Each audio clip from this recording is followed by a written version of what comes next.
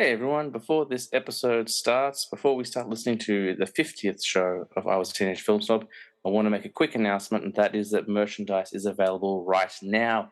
You can buy yourself a t-shirt, a hoodie, or some stickers, stick them all over the place, and to get your hands on some authorized merchandise for the show, you want to head to tpublic.com and search for I Was a Teenage Film Snob or IWATFS.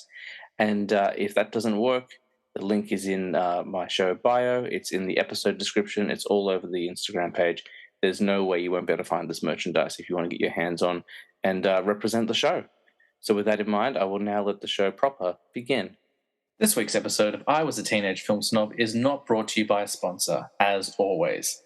It is, however, brought to you by the tireless efforts of the hardworking guests who appear on my show every single week. This show is not a paying gig. It is a project of passion, started by me just wanting to talk to friends about movies. And every single week, every guest works really hard, brings their all, and tries to make the best show possible. This show wouldn't exist without them, and it wouldn't exist without you, the audience. So thank you to everyone who's been involved in the show for the last 50 episodes. I'm looking forward to many, many more episodes with you. And thank you to you, the listeners, for supporting the show as much as you have. With that all said and done, let's now introduce, for the 50th time, I Was a Teenage Film Snob.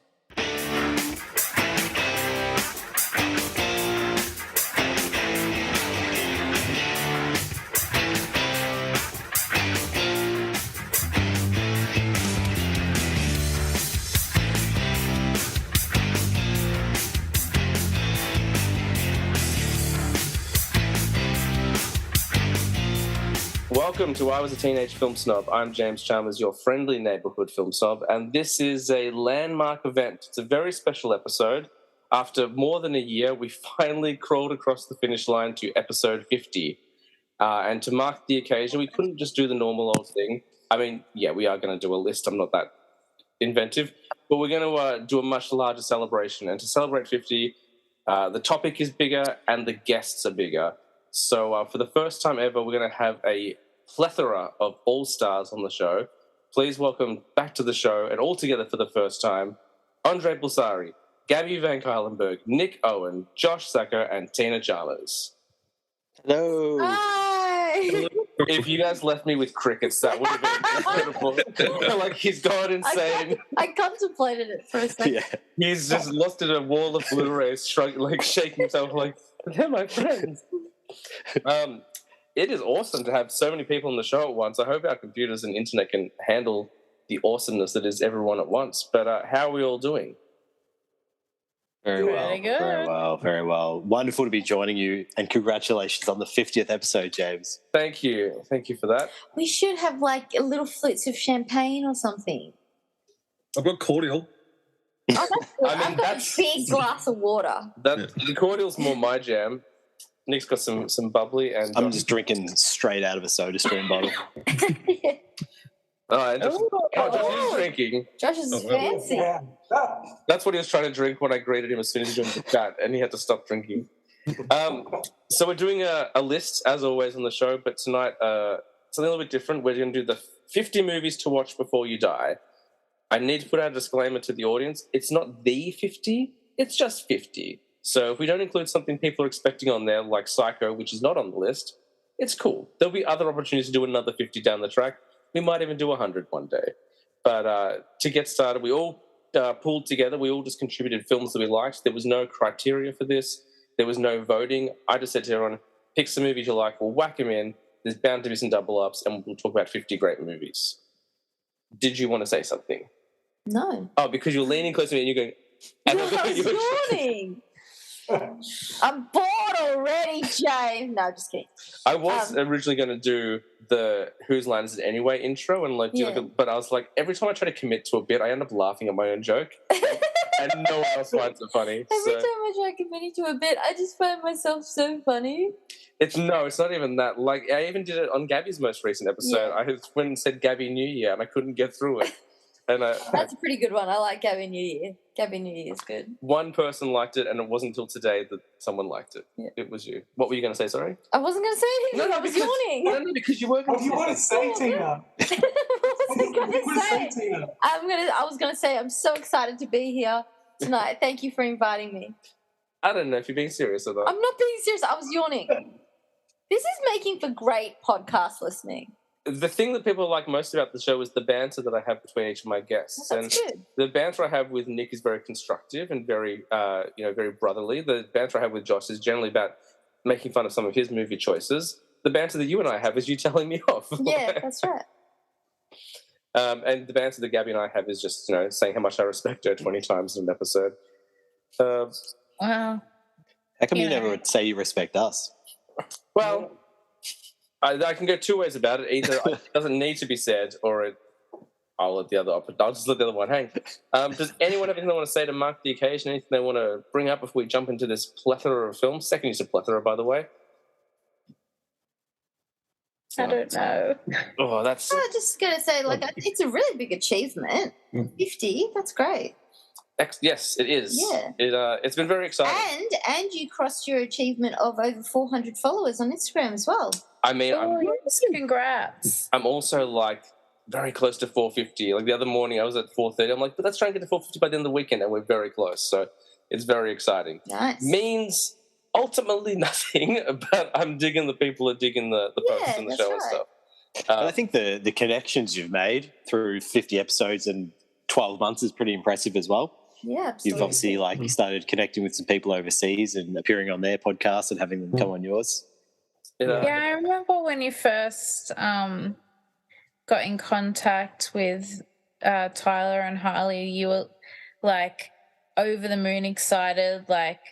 Every time that we had a little 5 seconds between meetings and things that we had to do, you'd be like, oh, blah, blah, blah, blah. Oh, this is happening. Oh, I'm taking them tonight. Oh my gosh, I was so excited. And then it's just kept sort of snowballing, but a good snowball past that. And now 50 episodes in the future, who knows who you're going to be speaking to, who knows who you're going to have on the podcast, how many followers you're going to have, what journey you're going to take with it. What audiences you're going to reach. This is just the beginning.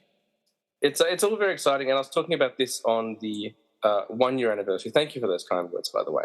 But Tina was kind of quasi-interviewing me on the 1 year anniversary episode, and my thing was it can go anywhere, but ultimately what I want to do is keep the core of the show the same, which is sitting down with my friends and talking about movies, which is why you're all here today, because you're some of my favorite people to talk to about movies, and we have a lot of fun doing it. And we're going to give the big 50 a real shot tonight and see how we go. Alrighty, so the list has been developed in no order at all. I just mixed them all up in a blender and just thought we'd go... Well, I stacked the deck a little bit. I put some more popular ones towards the end so we could all talk about them.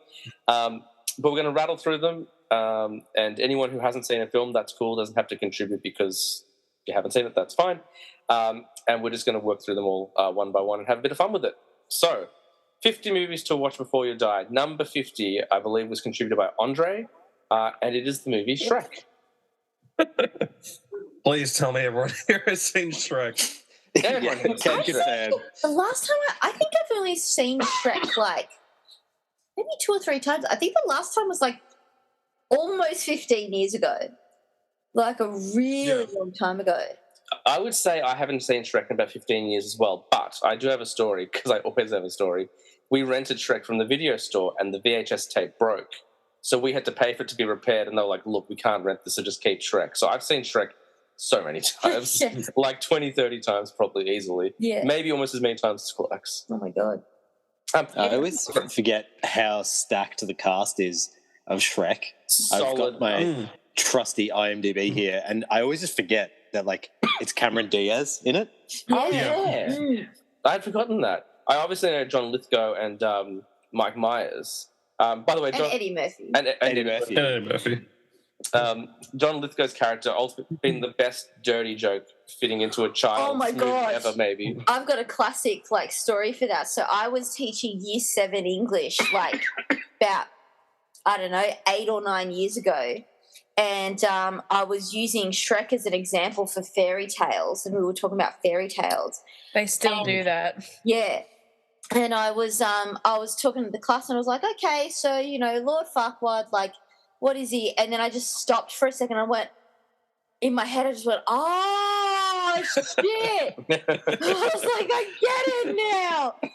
I was like, I don't know if I could say that in the classroom anymore. Just Farquaad. Yeah, Farquaad. So because I always would say, Lord Farquaad. And then I just said it a little bit fast one day. I was like, oh, okay. And paired with an Australian accent too, it's like Farquaad. Yeah, Farquaad. Whereas, like, I guess, like, with an American, it's like Farquaad. So, exactly. It sounds a little bit less rude. And now that I'm like, you keep saying it, because of the lighting in this room, I'm giving off Lord Farquaad right now. I promise I have longer hair, but it's giving Lord Farquaad. So if we can see like a little red cap for you before the end of the show, that would be great. Just the little. No, we could make one. I think it's a great pick, Shrek. It's a film that I don't think about all that often anymore because I haven't watched it in so long. But it's a really, like Nick mentioned, it's a really great cast. The story is solid. Like, it's a bit of a kind of reverse engineered fairy tale about inner beauty, which is really cool.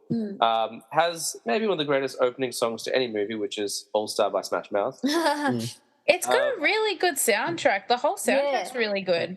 And if you ever got the VHS and then let on the DVD, they had like the extra 5 minutes, which was just like a karaoke mix. Yeah, so I remember that too.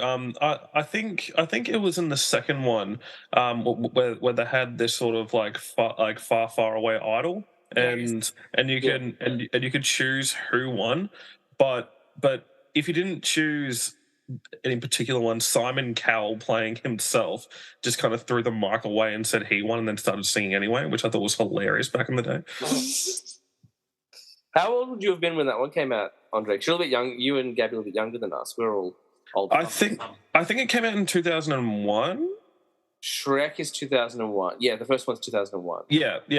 So I was born in 94. So 7. Yeah, so about 7 years old. Been 6. I definitely remember going to see it in the cinema with my dad and my older sister. But it's just such a classic movie.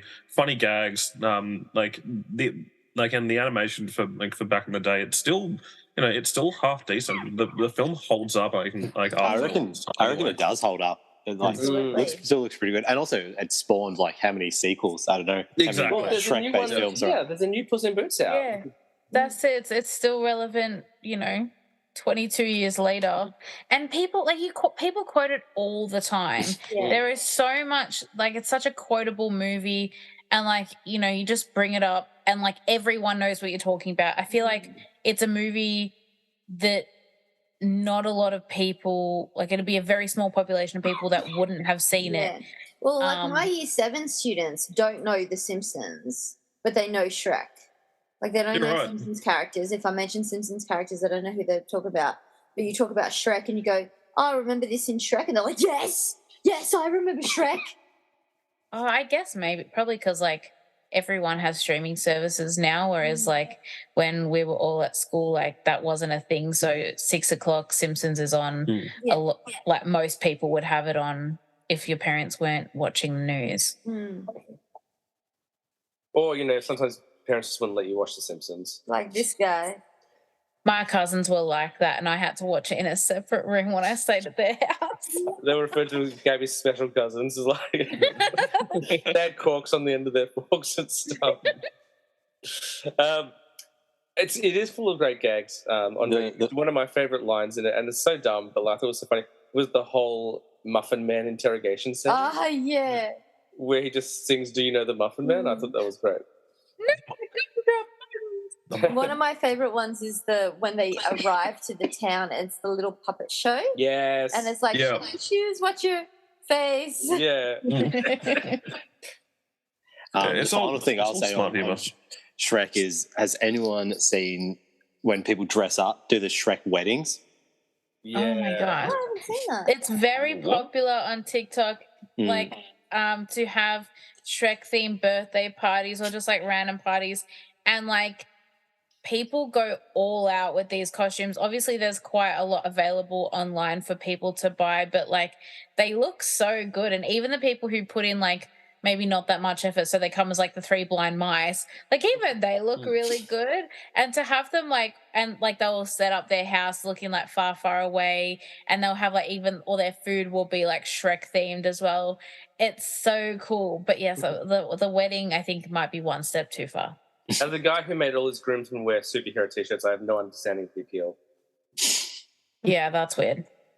How dare you? The both these guys are my groomsmen. Josh, did you have any thoughts on Shrek? No. Okay.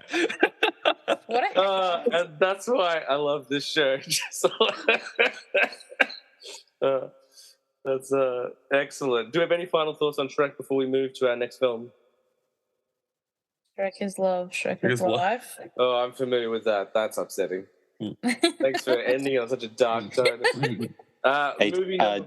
Tina, check your phone. Yeah. I'm just sending you said you hadn't seen the Shrek wedding. Oh, okay, cool. So I just messaged it to you. There's so many Sorry, James. No, continue. Oh, okay. I just saw it as well. It was worth it. That's amazing. Movie number 49 came out in 2004. It was written, I believe, and starring Tina Fey from SNL, and it is Mean Girls, which I think we can all agree is a pretty fetch movie. Yes. That is so fetch. Mean Girls is fantastic. Such a great film. I remember when it came out, I would have been like 15, 16. Wasn't really a Lindsay Lohan fan. Just thought it was a girly film, so it took me a little while to get to it. But the flick is legitimate genius. It's really, really funny. It's based on it's a self-help book or like a non-fiction book about bullying in schools, if I remember correctly. It stars Rachel McAdams and I already said Lindsay Lohan and Tina Fey.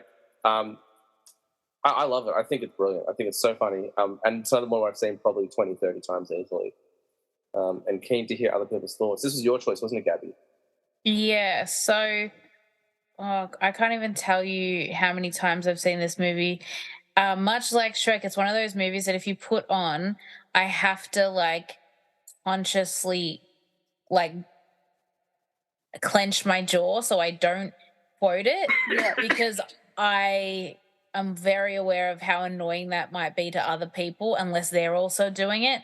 So if they start doing it, then I know that I can do it, and then I get a bit competitive with it, which is a bit stupid. So, but yeah, like I've seen it so many times. We watched it in year 11 psych as well.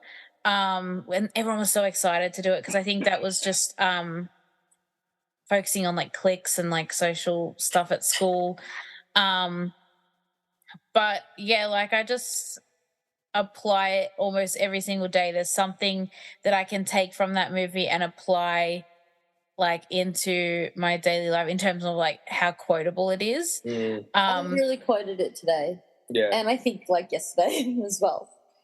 Yeah, like every time I'm like handing out sheets and I happen to run out and like the kid that I get to, enough for Gretchen Wieners. And then they like, look at me, like so they just like roll their eyes at me. But yeah, I love Mean Girls. It's so funny. And I think even though obviously, I mean, the fashion in that movie is coming back, regretfully. But like kids today, like again, it's still really funny today. It's not like, the jokes of just, they're not really that funny anymore. I mean, I'm sure that there are little things here and there that might be, I guess, err on the side of political incorrectness, but that's high school. So, kids say things that, 10, 15 years down the track, they're going to regret and they're going to look back and be like, oh, like, shouldn't have said that. That's not a reflection of me. So I guess it's still a good pick. Well, I would say so because I did pick it. Yeah, absolutely. Like, there's definitely some stuff that doesn't necessarily age well, but I think it's a real snapshot of that time. And also because it's trying to highlight a larger issue, I think it's okay to include in that context, just to be like, look, we're trying to show you the negatives of bullying and the negatives of cliquey behavior and stuff like that. I didn't want to get so deep on Mean Girls, so I get that serious so quickly. But it's great. I quoted a lot as well. She Doesn't Go Here is a... Yeah, She Doesn't Even Go Here. Yeah. That one. And I love. This is not a quote, but I love Amy Poehler just in like, I'm a cool mom. Yeah. I'm not a regular mom. I'm a cool mom. The Just boys looking on IMDb, and this is another one that's got a really stacked cast. Like, Great there's cast. kind of like well-known people well into the cast. I'm going to shock you all. Never seen this film. Haven't you? Oh, it's definitely worth Oh, yeah. We're going to watch it. If it makes you feel any better, Nick, I haven't seen it either. Oh. It does. It really does. Have you seen it? Like I started watching it with my sister once about 3 years ago, and yeah, I watched for about 10 minutes and then I went off to go do something else. The look you got, I wonder if it's 'cause I grew up in Gabby's face. all-boy household, and I wonder if that plays a part. Like, it just wasn't screened in and around a house with two boys growing up. Have you seen it, Josh? Yes, many times. Yeah. I was gonna say Beck would watch Mean Girls, I imagine. That's what Yeah. She's into. Yeah, she loves that. Yeah. Do you where do you sit on it? Because all the guys were a bit quiet there. I was going like, Gus, it's amazing, and all the guys were a bit quiet. Not your thing, or Me? yeah. I think it's a great comedy movie. Like, I saw it later. I didn't see it when it first came out, but I saw it later, and I really liked it. Yeah, it's solid. Like Nick, you would definitely dig on it. There's enough in there. Like I was the same. I was like, oh, because my thing was like, oh, all the promotional work like is pink. It's all pink, so it's definitely not for me. But the jokes transcend. Yeah. The jokes are universal. Yeah, That's why it still works. Yeah, It's not like Heather's, for example, is so of its time and really weird 80s sort of like. That's so jokes. true. Because I tried watching Heather's for the first time like 3 years ago, and I didn't get it. Same. Like I was like, I don't understand the. What's the hype? Yeah. And then, but Mean Girls, like the jokes still.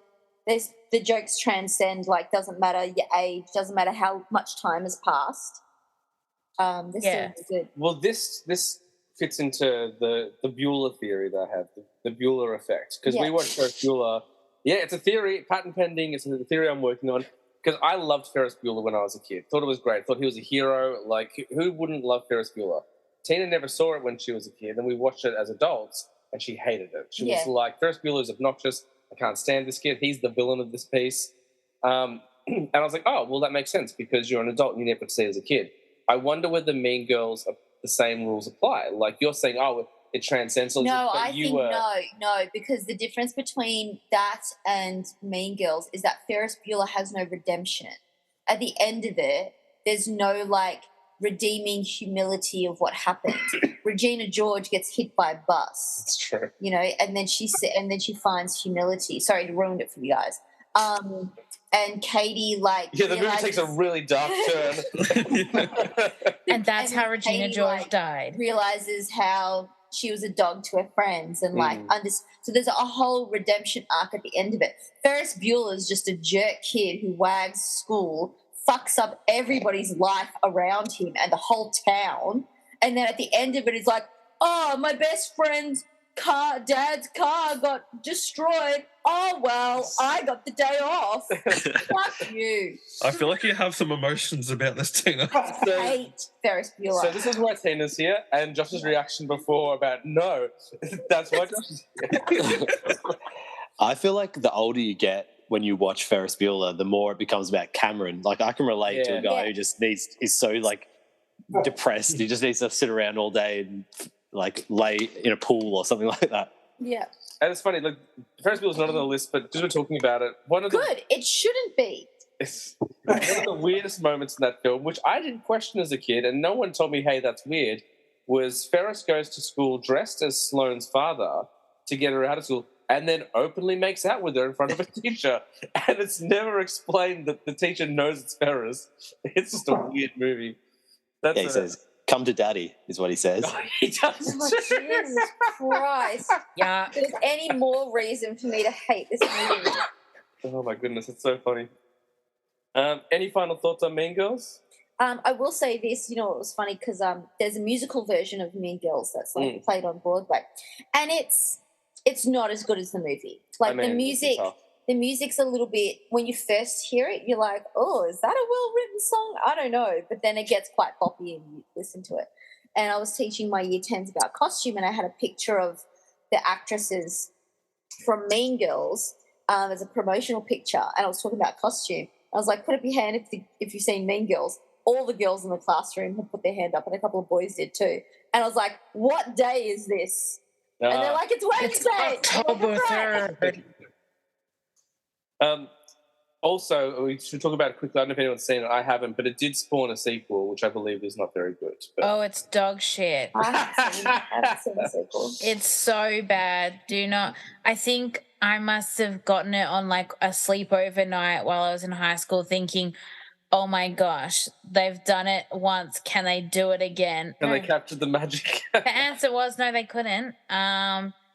It was almost like some teens had it was pretty low budget, and also some teens had thought up an idea and just tried to redo the same thing but slightly more modern, and no. I would be really down with a years later sequel, like set in the present, like almost 20 years later, get the cast back together and do it like a This Is 40 or like an adult comedy type thing. Lindsay has said she would not be opposed. Well, I mean, we don't get political. She's looking for work. Yeah. But all the cast is still, I think it'd be great. Excellent. Movie 48. That's right. We're only on our third movie. Is a classic Christmas comedy suggested by Master Nick Owen himself. This is a flick I'm sure we've all seen. It's Home Alone. Very good. Yeah. Classic. Home Alone is Christmas to me. You're not going home? Not really? Yeah. I suppose I should probably say something about it, shouldn't I? Say a few words about our good friend Home Alone. Well, I think it's just imminently rewatchable. Like, it's a film I watch, of course, with the sequel, every single year, and just never gets old. Like, who would have thought seeing two thieves try and kill a 10-year-old boy would be so entertaining? But there you go. It's a great flick. Obviously has the wonderkind Macaulay Culkin, who was huge in the late 80s, early 90s. Daniel Stern, Joe Pesci in his most friendly role ever. And he never really went back to family comedies. He kind of did 2 Home Alones and that was it. You've got Catherine O'Hara, who most people now know from Schitt's Creek, but obviously was part of Second City and did a bunch of Christopher Guest films. And for those who haven't seen, in a world where people haven't seen Home Alone, a little boy gets left home alone over Christmas, and he has to defend his house. It's a great flick. It's a Chris Columbus movie, isn't Christopher Columbus did the first 2. Yeah. I'm probably more partial to part 2 just because it's a little bit more polished, but the first flick is great, and some of those traps are just insane. I still think those action scenes, for lack of a better word, at the end stand up, the practical stunts. They still look good. Definitely. And the misdirect villain is definitely stronger in the first film. I prefer Old Man Marley to the woman. Yeah. The pigeon woman of Central Park. Yeah. Do you know they made the movie? The movie watches in the second one. It's not even real. It's like a fake movie they made for the movie, the black and white one. Yeah. Oh, Angels of Filthy Souls? Yeah. Not even a real film, just shot for the movie. Yeah. I didn't know that. And then they did, obviously, the second one, which has the wonderful joke where he's going through all the different people he's kissed, and the last guy's Cliff, and he happens to be the janitor at the hotel. Yeah. I love old man being accused of kissing boys. Now, I never watched Home Alone when I was a kid. I first watched it when I was an adult. So I didn't have that memory of being a kid going, oh, I wish I could be home alone just like him, and oh, look at those funny things. But I tell you what, when I was watching it as an adult, it was so great. It was so entertaining. It's really funny. It's very slapsticky, and slapstick is such a fine art, so easily. But it's such a universal type of comedy as well. I was going to say, so easily done poorly, though. I controversially, I'm not a huge fan of Thor Ragnarok. My biggest problem with that film are all the slapstick moments in it. But Home Alone executes so well. You've got his weird little monologues where he speaks like a 40-year-old man, where he's like, I'm 8 years old. do you really think that I'd be going alone? I don't think so. Gabs, you've been rather quiet on Home Alone. I think everyone has like a Christmas movie that they go back to, and Home Alone isn't mine, but I still do love it. So I think it's just one of the Christmas movies that I have probably watched a bit less than. There's like a gajillion Christmas movies. I feel like you're more of an elf person. I am, or the Grinch. But I actually grew up watching A Miracle on 34th Street like every single Christmas Eve. The Mara Wilson one, the 90s one? Yes, yeah. Great I have seen the older one, but I do prefer the Mara Wilson one. But yeah, like I think I always enjoyed the second one a little bit better. Because the idea of like being in a hotel by yourself, like that seems like paradise to me. Even as an adult, probably more so as an adult than as a kid. But yeah, I couldn't ever get over like how many kids they had. Like to me, there's so many kids living in this house. To me, I was just like, is freaking huge. Yeah, like what does the dad do? It cannot be legal. It cannot be legal to afford those kinds of holidays. He's the only one that works, because even Uncle Frank doesn't work. Because the Uncle Frank is like, your father's paying a lot of money for me to go on holiday. Things are like declare. I do like that as a joke through the first two movies, that he's like the biggest cheapskate on the planet. Everyone has one though in the family. Everyone has one. And is the first one where he's recording Uncle Frank singing? Is that? No, that's the second one. That's the second one. Okay, I do get them mixed up a little bit. I think the first one's violence is probably more brutal. That's the one where you got the handle burning into his hand. Yeah. And stepping on a nail. Yep. Although the second one, Daniel Stern gets electrocuted into a skeleton at one point. That's right. So that's pretty bad. Electrocuted into a skeleton. And he also cops the bricks to the face. That's right. Oh, yeah. Like he should have been dead. Yeah, one brick. There's no should two ways kill about it. You get electrocuted and take a brick to the face. I love the theory, and like it's like the fan theory that like Kevin McAllister grows up to be Jigsaw. I think that's a really great little fan theory. And correct me if I'm wrong, did Macaulay Culkin also play Dennis the Menace, or was that another kid? That's a different kid. Because like they're very like in terms of the slapstick comedy, What Happens to the Thieves is like similar to what happens in Dennis the Menace as well. Like a lot of just like physical comedy. And so like I feel like those movies all came around at a similar time. So I always they always mesh into each other for me at least. A guy named Mason Gamble. Yeah, it did feel like Macaulay Culkin was in every movie that had a child part for like 5 years. He was in Richie Rich, wasn't he? Yeah. He was Richie Rich. He was in Uncle Buck. Yep. Getting Even with Dad. Oh, My Girl. My God, yeah. That's a nice traumatic film. Yeah, that had a real funny ending. When she thought he could see without his glasses. Don't you dare. Very, very dark. Josh, what are your thoughts on Home Alone? Oh, I like it. It's classic. I grew up on it. Nice one. Excellent. And Andre, I didn't hear much from you. Are you like Gabby and it's not really in rotation much for you, or are you a big fan? Or? It's probably one of my favorite Christmas movies. It correct me if I'm wrong, but is Donald Trump in the second one? Did he like a little cameo? That's it. Yeah, I was trying to think about it. But yeah, not much to say. It's just a classic Christmas movie, and I love it. I also controversially really enjoyed the third one, where they replaced Macaulay Culkin and they had Russian spies come in.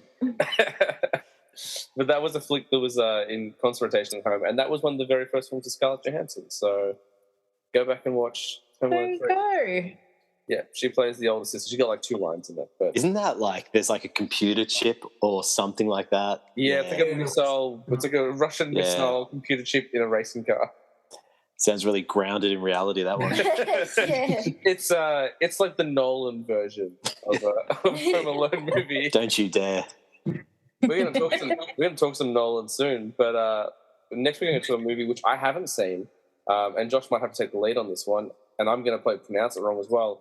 Is it Okja or Okja? Okja. Okja? I don't know. Okja, I think. So this is a Netflix film, is that right? Yeah, by director Bong Joon-ho. Oh, Bong Joon-ho, he's great. He did Parasite, he did Snowpiercer. Fantastic. Yeah. So it's about like a massive like a pig hippo type creature that's like on a farm in was it South Korea, and this girl sort of befriends it.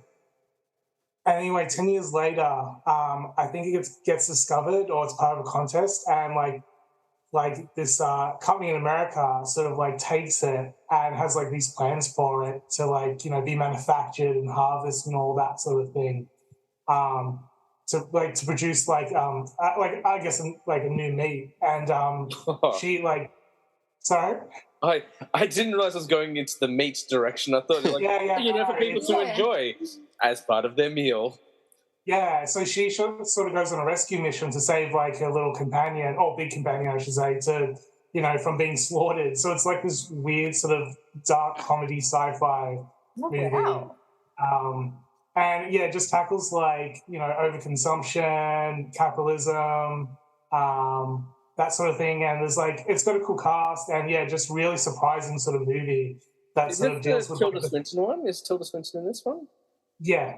Nick's nodding. Yeah. Yep. Paul Dano. Oh, Yeah. the Riddler himself. Jake Gyllenhaal. That's about all I know. Oh, and the dude who has the chicken shop in Breaking Bad. Oh, Giancarlo Esposito? Oh, That's and, him. Shirley Henderson, because that's Moaning Myrtle. Yeah. Has anyone else seen it? I've never seen it. It's one of those ones that always like, kind of flashes by on Netflix, and I'm always like, oh, that's Lily interesting. Collins? Has anyone else watched Okja? No. I have not heard of it until today. I remember seeing the picture on Netflix, but I've never seen it. Well, I definitely want to check it out now. Josh, you've sold me on it. It sounds like a pretty interesting film.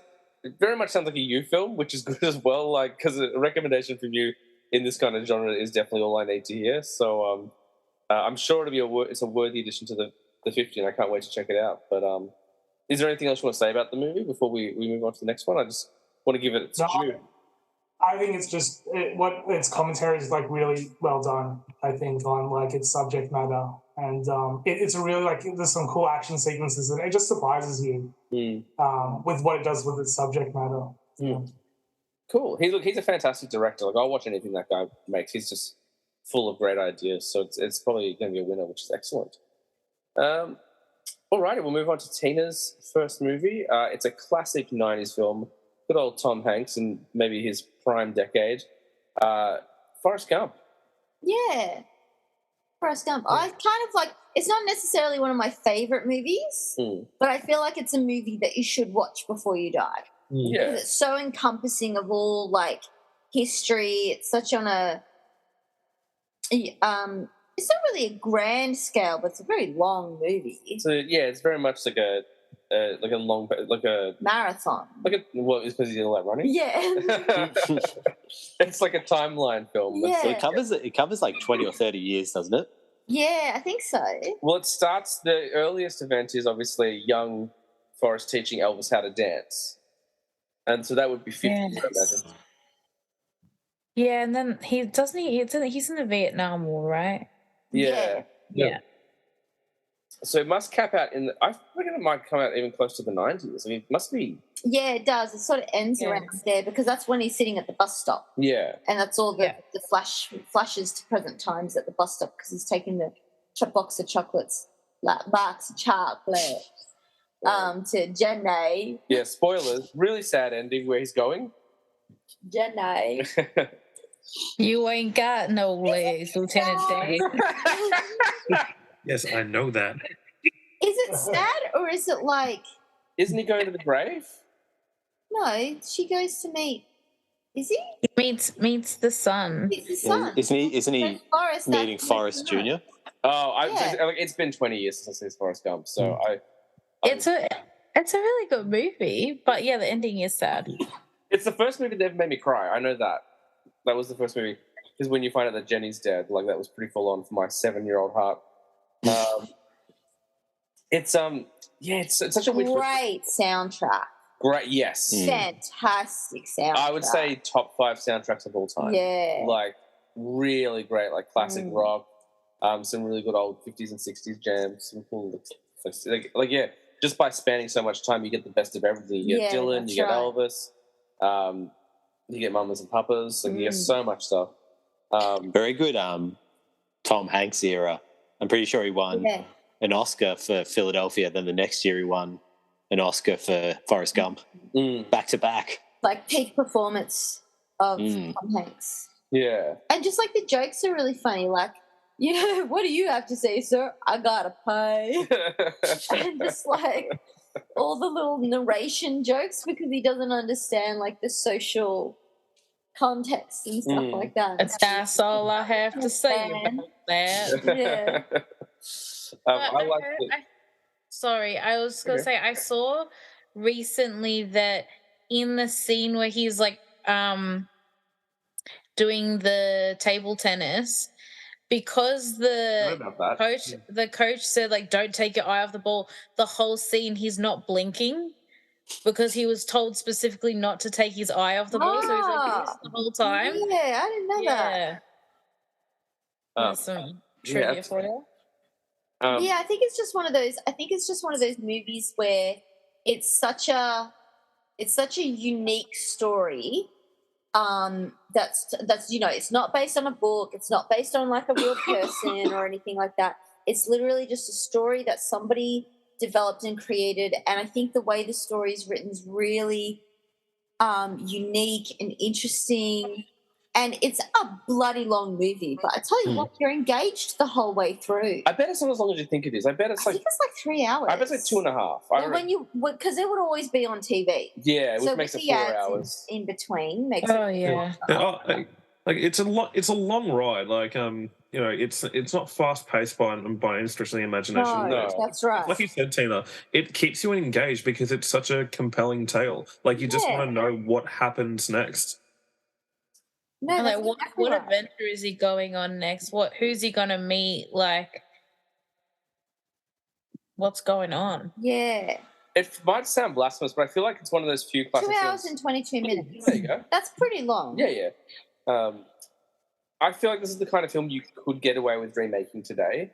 Like, you wouldn't want to remake too many, but because of the nature of the story, you could do it almost in any era. Like, if you're going to cross like 30, 40 years, I think there's still like some fun stuff. Like you do the 90s through to present. Like there's enough interesting stuff over time to kind of. He'd be on the stage when the slap happened, and he'd just be like, and the award goes to. I think I'm at the wrong show. But I do have to say one thing. Say it. Really do not like the character of Jenny. Oh, yeah. Like, she's and that's the thing. Like, I understand that she is a lost girl who's, growing up in the 60s and 70s, and so she's unsure as to who she is. She gets into, like, the whole drugs and all that sort of stuff like that. And she's still learning who she is, so the way that she treats Forrest at times is, horrible, and then she redeems it and blah, blah, blah. But I just kind of go, really? Jenny's the one you like? What's so special about Jenny? But then maybe what's special about her is that she's his girl. She's his girl. She's the girl next door. Well, she's also the first one that treated him like there's nothing wrong. Yeah, that's it. That's true. But I think in the background, like he doesn't understand it because he's a simple man. But she's I'm pretty sure it's part of the story that she was abused. As a child. That's why she moved out from where she was living with her dad. Because I think it was potentially her dad that was doing it. Yeah. And I guess her view of adult activities is warped as a result. So when it comes to Jenny and Forrest in that situation, he's like, I don't know. Yeah. And so she's a really complicated and complex and deep character.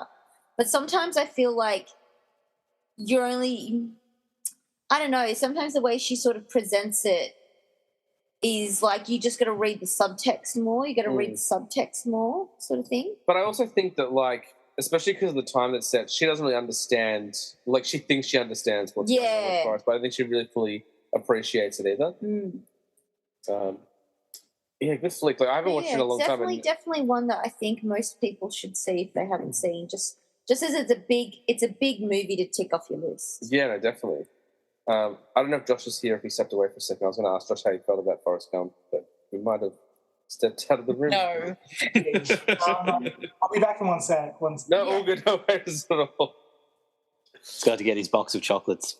Gone to see Jenny. Oh my god, it's yeah, no, it's a good one. I don't really want to move on without Josh, so let's just wrap, guys. Let's just jam. Well, James, we were talking about potential sequels to 90s films, and we talked about potentially like the Adventures of Gump Jr. Gump Jr., yeah. They could do it like how they did Young Indiana Jones. Like all the adventures he got in as a kid. Well, here's the other thing. Like, now looking at it because the movie came out, 1994? Yeah, 93, 94. Something like that. And now looking at it with the 2022 lens, like, does 2023 lens, does Forrest Gump, is he obviously he's neurodivergent? Would we say he has Asperger's, or would we say he is autistic, maybe? I'm not sure. Like, because he's different. If you look at it through that lens. I feel like we're on the board of getting into some really insensitive conversation. Yeah. I was going to say he's very, like, he's not like, he's different to Dustin Hoffman in Rain Man. Like, it's a different kind of learning difficulty. Yeah. Rain Man has a lot of obsessive compulsive and like kind of habitual behaviors, whereas Forrest, I think, is just a bit slow is the way it's kind of presented in the film, where he just struggles to understand things. But I don't know. I just sort of like wonder, you know, if you put that, if you look through that lens, is it actually the story of like a neurodivergent person trying to make their way through the world, and they just happen to come across all these like funny little happenstances along the way, like meeting the president of the United States of America and such a great just running for ages, and then turning around and going, I'm a bit tired. I think I'll go home now. I see you competing for the accent work. Like, we've got, like, previously Maddie did a solid Pee Wee Herman, so now we've got Tina's Forrest Gump. Oh, you can't not do Forrest Gump's voice. You'll all be expected to deliver some accent work over the next few episodes. Josh, I didn't hear you talk about Forrest Gump much. Is it one that's on your radar much, or? Oh yeah, no, I think it's a classic as well. Really nice movie. I'm trying to think of something that hasn't been said already, but no, it's just a classic. I pretty much quote a lot of it. I don't know what else to say. It's good.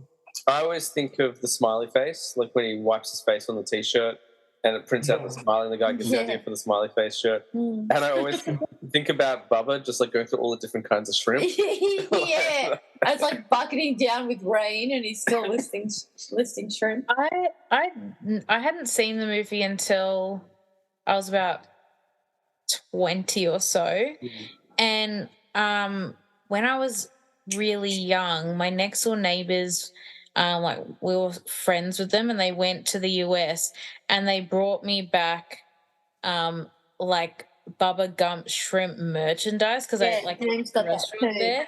My brother got it, I didn't get it yet. Yeah, and for all the listeners, and for Nick and Josh, I am 5'1", so I'm very short. So, and I have always been. It's not like I just went from being a toddler to being 5'1". It's just been a gradual, slow increase, and this is where it stopped. But yeah, like the neighbor, the husband of the duo, like, he always like used to call me anything related to being short, and so like I guess shrimp was somewhere on the table. So like I never understood what it meant until I saw the movie, and I was like, I get it now. It makes sense. But I don't know, is the restaurant still going? I don't know. I thought it was I'm pretty sure it's a big chain. Yeah, I think it's like thriving. Oh, well, there you go. well, now we know what we're all getting. Also, I just saw this. The box office for the budget for the movie was 55 million. At the box office, it made 678.2 million. Oh wow! With inflation, that's huge because that's probably closer to $100 million budget, which means it's probably close to $1 billion in today's money. Yeah, that's crazy.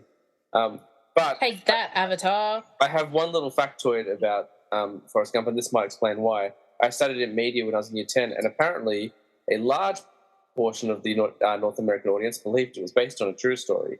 Why are they the way that they are? Hey, we've got some US friends on the show. I'm not saying all of them. I just thought that was a funny little factoid. Sorry, Nick, I stepped on you. No, the fun thing I was going to say was it's directed by Zemeckis, isn't it? Z, that's it. So he's like an absolute gun, because didn't he do Back to the Future as well?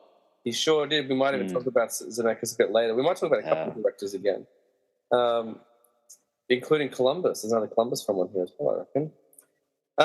Alrighty, movie number 45. We are trudging through. This is one of my picks. I don't know how many people have seen it, so we'll just go through it quickly. This is a classic from the 1950s, a black and white courtroom drama called 12 Angry Men.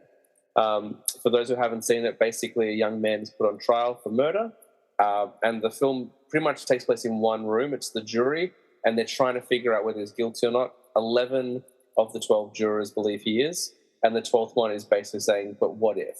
And he refuses to go along with them. I think it's also important to note that the man who's on trial is also African American. Yeah, the man on trial is an African American. It's set in the 1950s. Yeah, made in the 50s and set in the 50s. If you're into dialogue, if you're into character drama at all, like it's just a masterclass. I think it's a perfect film. Like it's hugely entertaining, and it grips you from minute one. And for a film of that age, that's pretty uncommon. Most films pacing ages quite poorly. Like if you can go back and watch like 50s and 60s films, but this one is just unique. It just absolutely from minute one grabs you and doesn't let go till the end. I think it's fantastic. And that's all I got to say about that. Yeah, well, I didn't want to lean into it too hard. I was trying to be sensitive about it. But has anyone seen 12 Angry Men? I have not. I don't know the play. That's why I thought I'd go through it quickly, because I didn't think many people had. It's great. Like, as I said, if you're going to watch one film that's black and white from that era, like, this is the one to do it, because, it's so watchable and really, really great courtroom drama. I always like to think of it as the pairing with To Kill a Mockingbird. See, I still haven't seen To Kill a Mockingbird, which is, obviously is a crime, but I've heard that one's wonderful as well. Yeah. I always feel like the two, even though they're two different stories with two different characters, it kind of feels like those two go hand in hand. Maybe a good double feature. Yeah, absolutely. If you got lots of time on your hands, Well, I don't think that long. I think 12 Angry Men's about 90 minutes. It could be a bit longer, but isn't To Kill a Mockingbird pretty long? I think it is pretty long. I don't know how long, but it is pretty long. And because it's an old film as well, it does suffer from pacing a bit. Which 12 Angry Men does not. Like, for me, like, you don't need to cut a single frame. It's pretty perfect. Yeah. 2 hours at the top. 2 hours for To Kill a Mockingbird. 2 hours, 9 minutes. But yeah, that's long in like 40s time. Like 40s and 50s, like 2 hours is like Ben-Hur is a 4-hour film and it felt like 3 days. Like it's just a long.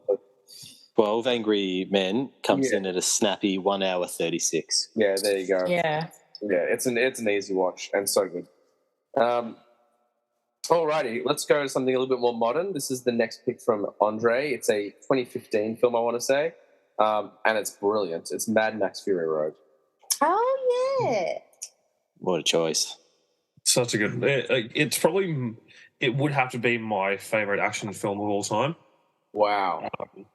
Granted, you know, when you say action films, a lot of people will generally gravitate to just gun shooting and blah blah, because it's action, and that's fair enough. It's not mainly supposed to be story driven, but for me personally, it's the cinematography and the shots and all the practical effects in it that make it a fantastic film.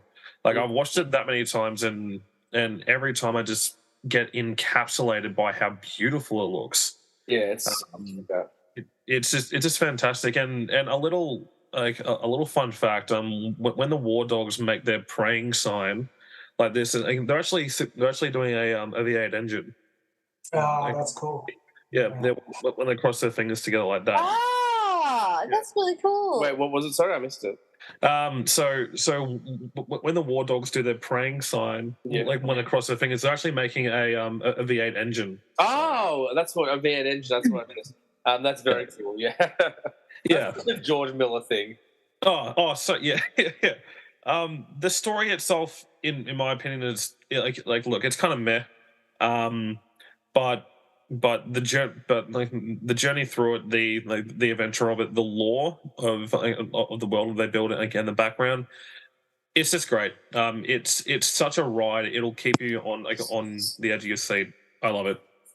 That's the way I felt. The first time I watched it, I was like, that was a visual feast, but I don't really get it. Like, everyone's saying it's the best action film of all time, and there's no story. And again, this was in my snobbier years. And I rewatched it recently. I'm like, no, it really is like a masterpiece. Like, not everything has to have a story. Like, we're very story focused here on the show. We love a good story, but you can just show us something we haven't seen before on screen, and that's enough. And I never saw a guy playing guitar on bungee cords at the back of a truck before. That is one of the most lit things I've ever seen. Cool. And I would, put that in every film moving forward. Harry Potter? Yeah. Put it in. Yeah. Forrest Gump? Fuck it. Like when the Durmstrang students are coming down the hall, Yeah. Witness me. They could have put it in Ferris Bueller. Would have made it better in that parade scene. Yeah, guy on bungee cords playing guitar. He belongs in every single film. Passion of the Christ, one of the done and done. Yeah, the flick's gorgeous. It's so. Have you watched the Blood and Chrome version? I still haven't watched the black and white version. No, I haven't.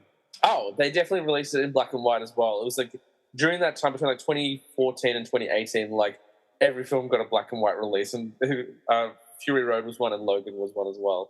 But apparently, it's a gorgeous film in black and white also. No, but I haven't seen that. But I'm definitely going to jump right on that. Yeah.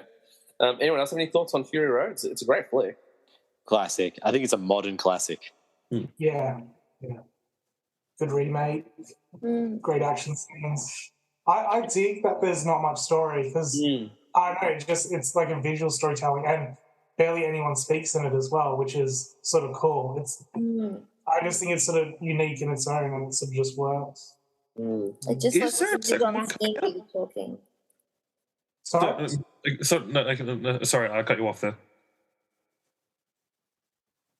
Oh no! Go on, Andre. I'll allocate. Andre, speak. Is there a second one coming out? Because I've heard rumors of it. Yeah, they're working on a Furiosa origin story, I think. So I don't think it's even Charlize Theron. I think it's a different actress kind of playing a young Furiosa. Okay. Yeah. Well, as long as it's still directed by George Miller, then I'm happy. The guy's getting old. He's got to pump out a few more films. He was meant I'm just taken. Yeah, come on. What's going on? He was going to do a Justice League film back in 2007, and it got scrapped. But apparently it was going to be meant to be quite fun. But anyway, I don't mind because we got Fury Road and it's brilliant. Cool. I was just waiting to go ahead anything to add. The next movie on our list, number 43, is a film that I think just about everyone put on their list at one point, and I had to say no to most people. This is a Gabby pick. It's a Scorsese film. Ray Liotta, Robert De Niro, Joe Pesci. It's Goodfellas, one of the most watchable films of all time. Yeah, so I've seen this movie so many times, and each time, like when they're all at like, what are you laughing at? Like, why are you laughing? Funny how? Yeah. Like, I'm just so like, so uncomfortable because like I'm a clown. Do I amuse you? Like, I don't know.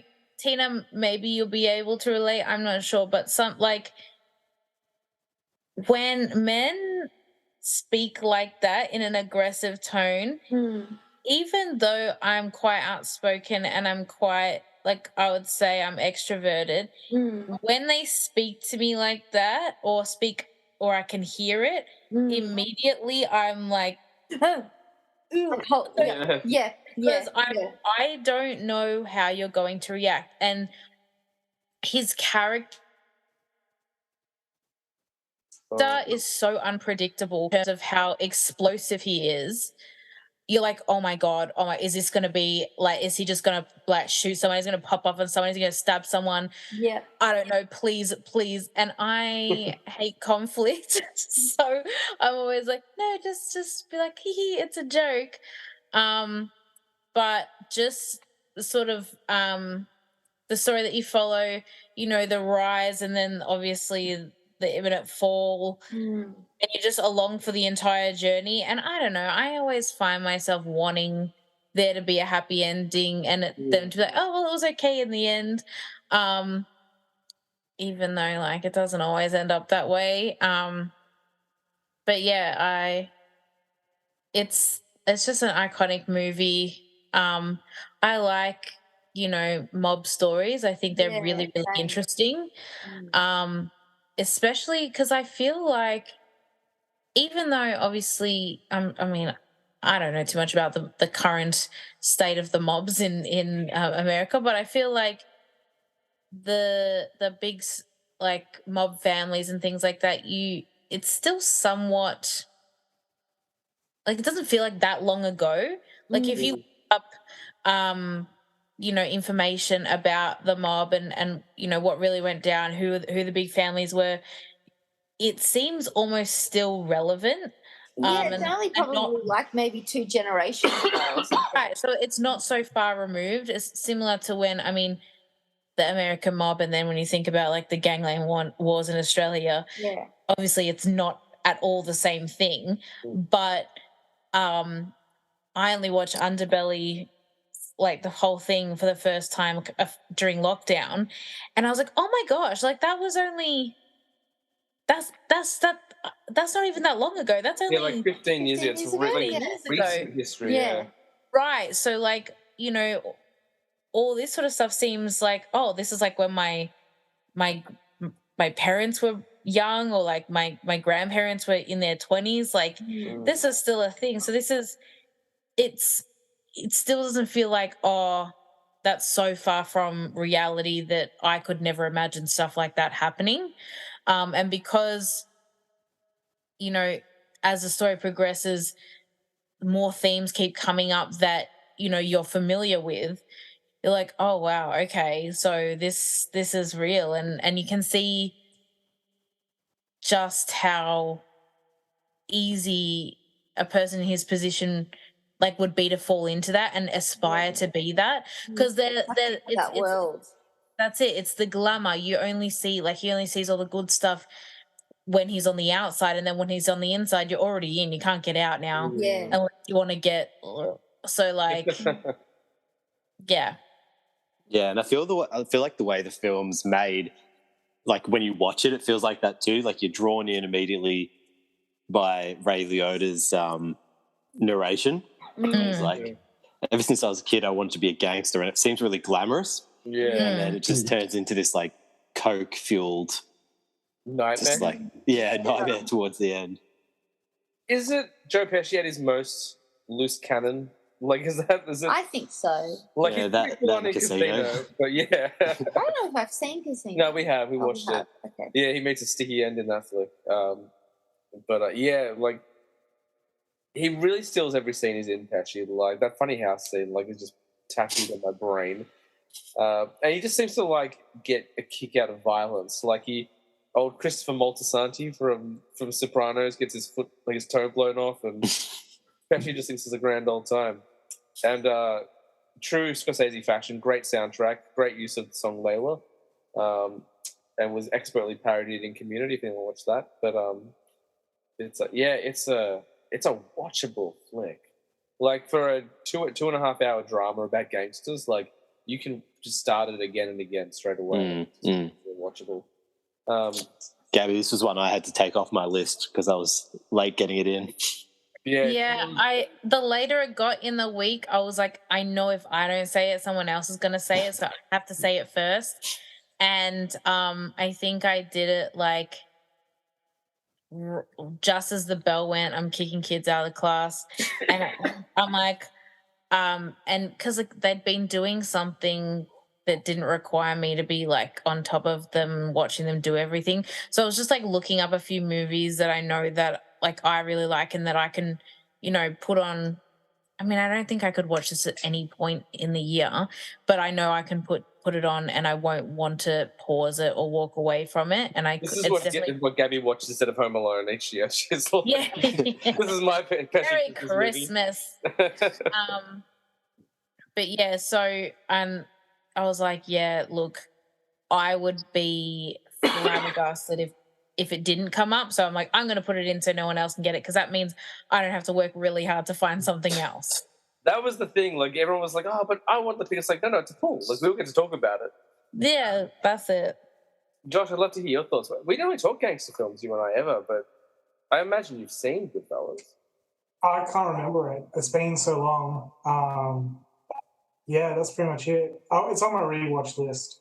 Oh, it's so worth it. Like it's. Sorry, guys. I'm shaking. Yeah. And was it our equal number one, Nick, when we did the Scorsese episode back in the yeah, it would have been mine. I can't think of when we did our top 5 Scorsese films that I wouldn't put anything else. I think our top, because Nick and I got very excited. The third episode, the second or third episode, and we did Scorsese films to begin with. This is before the show had a format. And I think our top 3 were Wolf of Wall Street, Goodfellas, The Departed. Yes, that's right. And we were we were giggling like little schoolgirls. We're like, we're the same again. Yeah. Is The Departed the one with Leonardo DiCaprio and Matt Damon? Matt Damon, yeah, and like one's the he's like the undercover cop. Yeah. Yes, that's a really good movie. The first time I saw that flick, I didn't know the difference between Matt Damon and Mark Wahlberg, and it was a very confusing film for me. Because they both got the Boston accent. Yeah. And it's a fun little tidbit with Departed. Every time you see a character on screen and there's a cross in the screen, that character's going to die. Yeah. And, like, if you're paying attention, like, when you see what happened, like, I won't spoil The Departed because it's not on our list today, which actually feels like a bit of a crime we didn't include The Departed, but we're talking about it, so it's okay. Like, when you see that final X on screen, you're like, oh, no, like, everything was going so well. And it's a remake. It's actually based on I want to say, Korean film called Infernal Affairs, which is quite good. So, excellent. Time to move on. Goodfellas, great flick. We're going to go to a Nick Owen pick now. Movie number 42, 80s classic. We've already talked about Eddie Murphy once. Let's talk about Beverly Hills Cop. Oh, love it. One of my absolute favourite films of all time. I just love Eddie Murphy. Have done since The Nutty Professor. This is basically a sort of gritty Detroit police officer, and one of his close friends gets killed in Los Angeles, Beverly Hills. So he goes out there to investigate, and he gets paired up with a few people from the Beverly Hills Police Department, and hilarity ensues. But I actually think it's a great action film as well as a comedy. It is. I've only seen it the one time. I didn't see it until I was in my 30s, I think. And we were going through an 80s stint, and Tina was like, oh, we should watch Beverly Hills Cop. And I was like, oh, yeah, I don't think I've ever seen it. And just like the way he tricks the police just so they won't follow him because they're always on his tail. That running gag I just thought was really funny. And is it Judge Reinhold? Is he one of the... Yes, yep. Mock trial with Judge Reinhold? He's one of the police officers. And also that guy from RoboCop, I can't think of his name. The older guy from RoboCop is there, like Sergeant. Oh, I'm not sure. Not RoboCop, one of the other guys.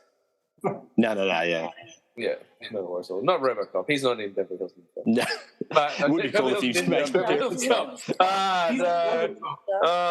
It's a great film, Beverly Hills Ninja. Who else has seen Beverly Hills Cop? I'd love to hear some thoughts on the flick because you haven't seen it once, so I don't have a lot to say. I've only seen it once as well. Nick's going to start fizzing up that water again just by shooting his boots. I've seen it, but I can't really remember. Like, I just know it's a great action comedy movie from the 80s. Yeah, I mean, it's getting a bit dated now, so that's like totally understandable. Like, I don't think it's a film that kind of is still in the public consciousness that much. I feel like it comes on TV, like free to air. It's on there quite a lot, or at least it used to be not so long ago. Because you'd see like ads for it on like Seven Go or whatever. Yeah. I think if people can still talk about Lethal Weapon in conversation, you can still talk about Beverly Hills Cop. Like, Yeah. Anything Eddie Murphy is pretty awesome, though. Yeah, anything kind of 80s and 90s in particular. Like and some of his family comedies. Like, I really dug Daddy Daycare. I think that's a solid movie. Welcome to America. Yeah, Coming to America. Coming to America is Coming to America, sorry. Yeah. So good. And the sequel is pretty decent as well, actually. Beverly Hills Cop 2. And then the third one's just meh. It's okay.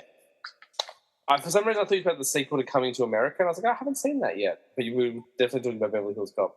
The third one isn't the final act scene like him climbing a Ferris wheel? Isn't that what happens in the third? Yeah, but it's like the whole thing is about like this theme park or adventure park that is like laundering money or something like that. So that's how they used to make movies with the number 3 in the title. Like before that, they thought sequels could be better than the originals. So like, let's just do a money laundering scheme. It's a Ferris wheel.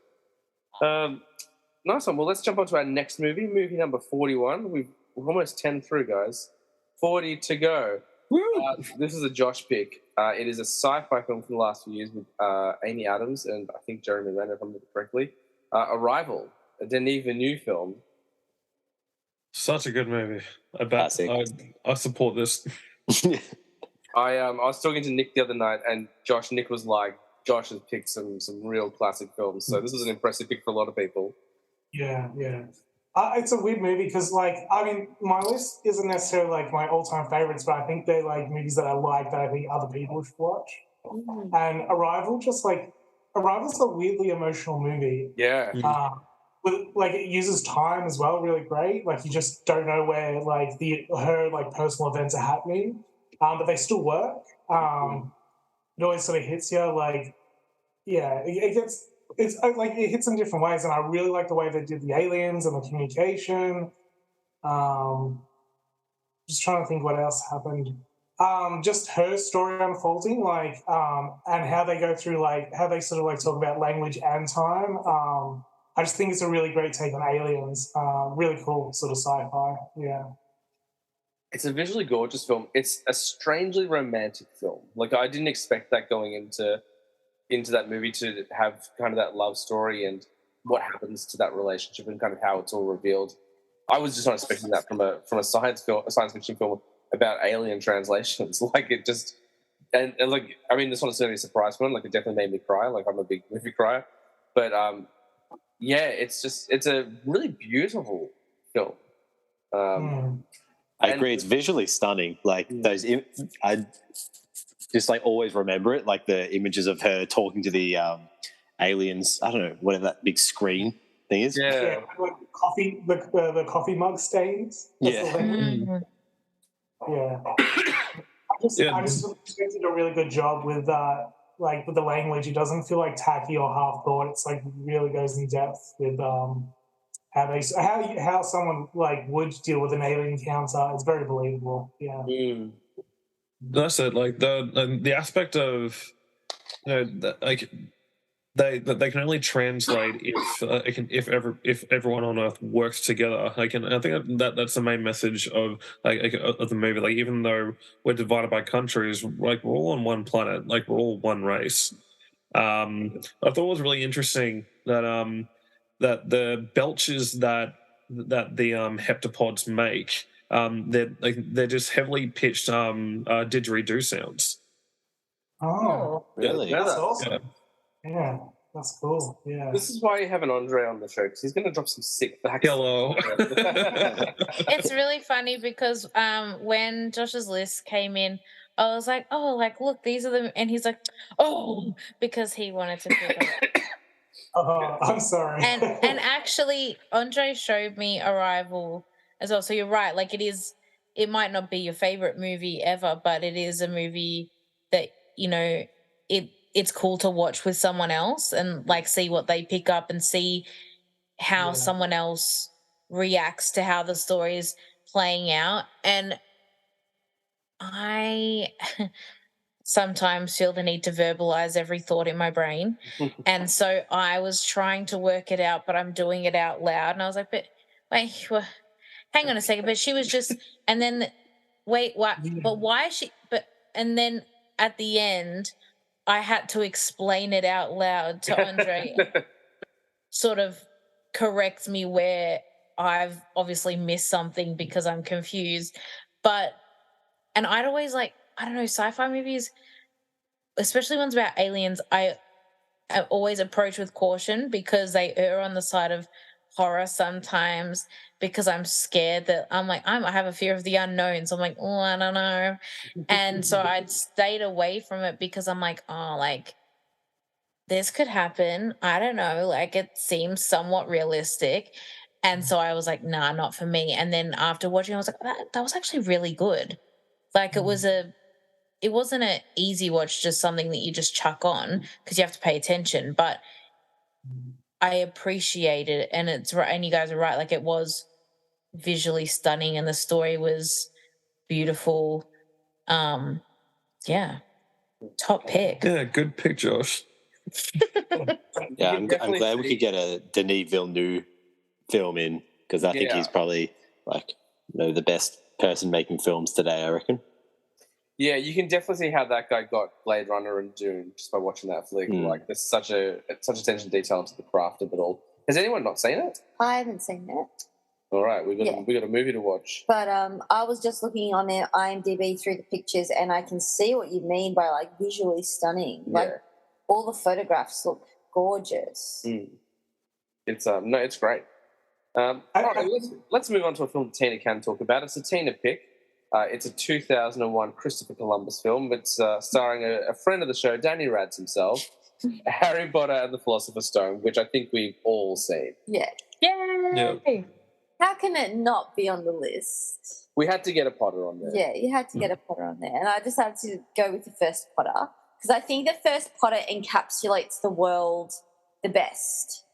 I agree. You really get the vibe. You get the homeliness, the coziness of it all. Like everything is still young and shiny and new. It's not all like Voldemort's back and things are evil and all that sort of stuff like that. Everything's just like happy and so like it's like a big hug in the movie. So I thought definitely also the spot there.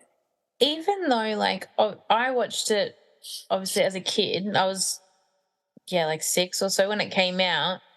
So at that time, I'm watching it, Harry Potter and me are of, I guess, similar sort of ages, and we enter this world and stage together because it's all the unknown to everyone watching it or reading it for the first time. But even as an adult, you're doing the same thing because they're in our world, but it's not our world. Like it's different to what we have, and it's like, God, I wish I could be a part of that. And you feel like you're also being taken on this journey with him as well. And, being able to grow up in that time of, like obviously I read all the books, but growing up when these movies were coming out along with the actors and watching them go through the trials and tribulations of, high school dramas and friend dramas and girl dramas, and then school being like really tricky, and there's a character that you can relate to somewhat, whether they're in Gryffindor or whether they're in Slytherin or Ravenclaw, whatever. Like there's a lot of relatable parts to it, and even like going with your parents to see these movies, like it's not like they were sitting there the whole time being like, when's this crap over? My mum really struggles with books. She didn't read any of the books, and she really struggles with books or movies where there's lots of characters. And so You know, she was the one who bought me the books first, and then we went and watched the movies and all that sort of stuff like that. And because obviously Harry Potter plays basically on a cycle on free-to-air TV, every few months it's like, cool, another Harry Potter marathon on. And every Saturday night, you know, Mum will sit down and she'll be like, I'm watching the next Harry Potter movie and I'm piecing more bits and pieces together. And, you know, the bad guy, like, when the hat went on his head and it said Slytherin straight away, it was because he was the bad one. Yep, that's Draco, yep. And she's like, yes, and I'm starting to understand, like, the bits and pieces because, you know, she didn't go to the movies with me to see them. Like, I was 12 when the first movie came out. So I went and saw it, like, by myself, pretty much. Like, with some friends the first time and then with school the second time and by myself the third time, I think. And then consequently after that, it was literally just like I would, like, probably around the time of the fifth movie onwards, I was, 16? Well, in the fifth one, I think we started dating. So that was 18?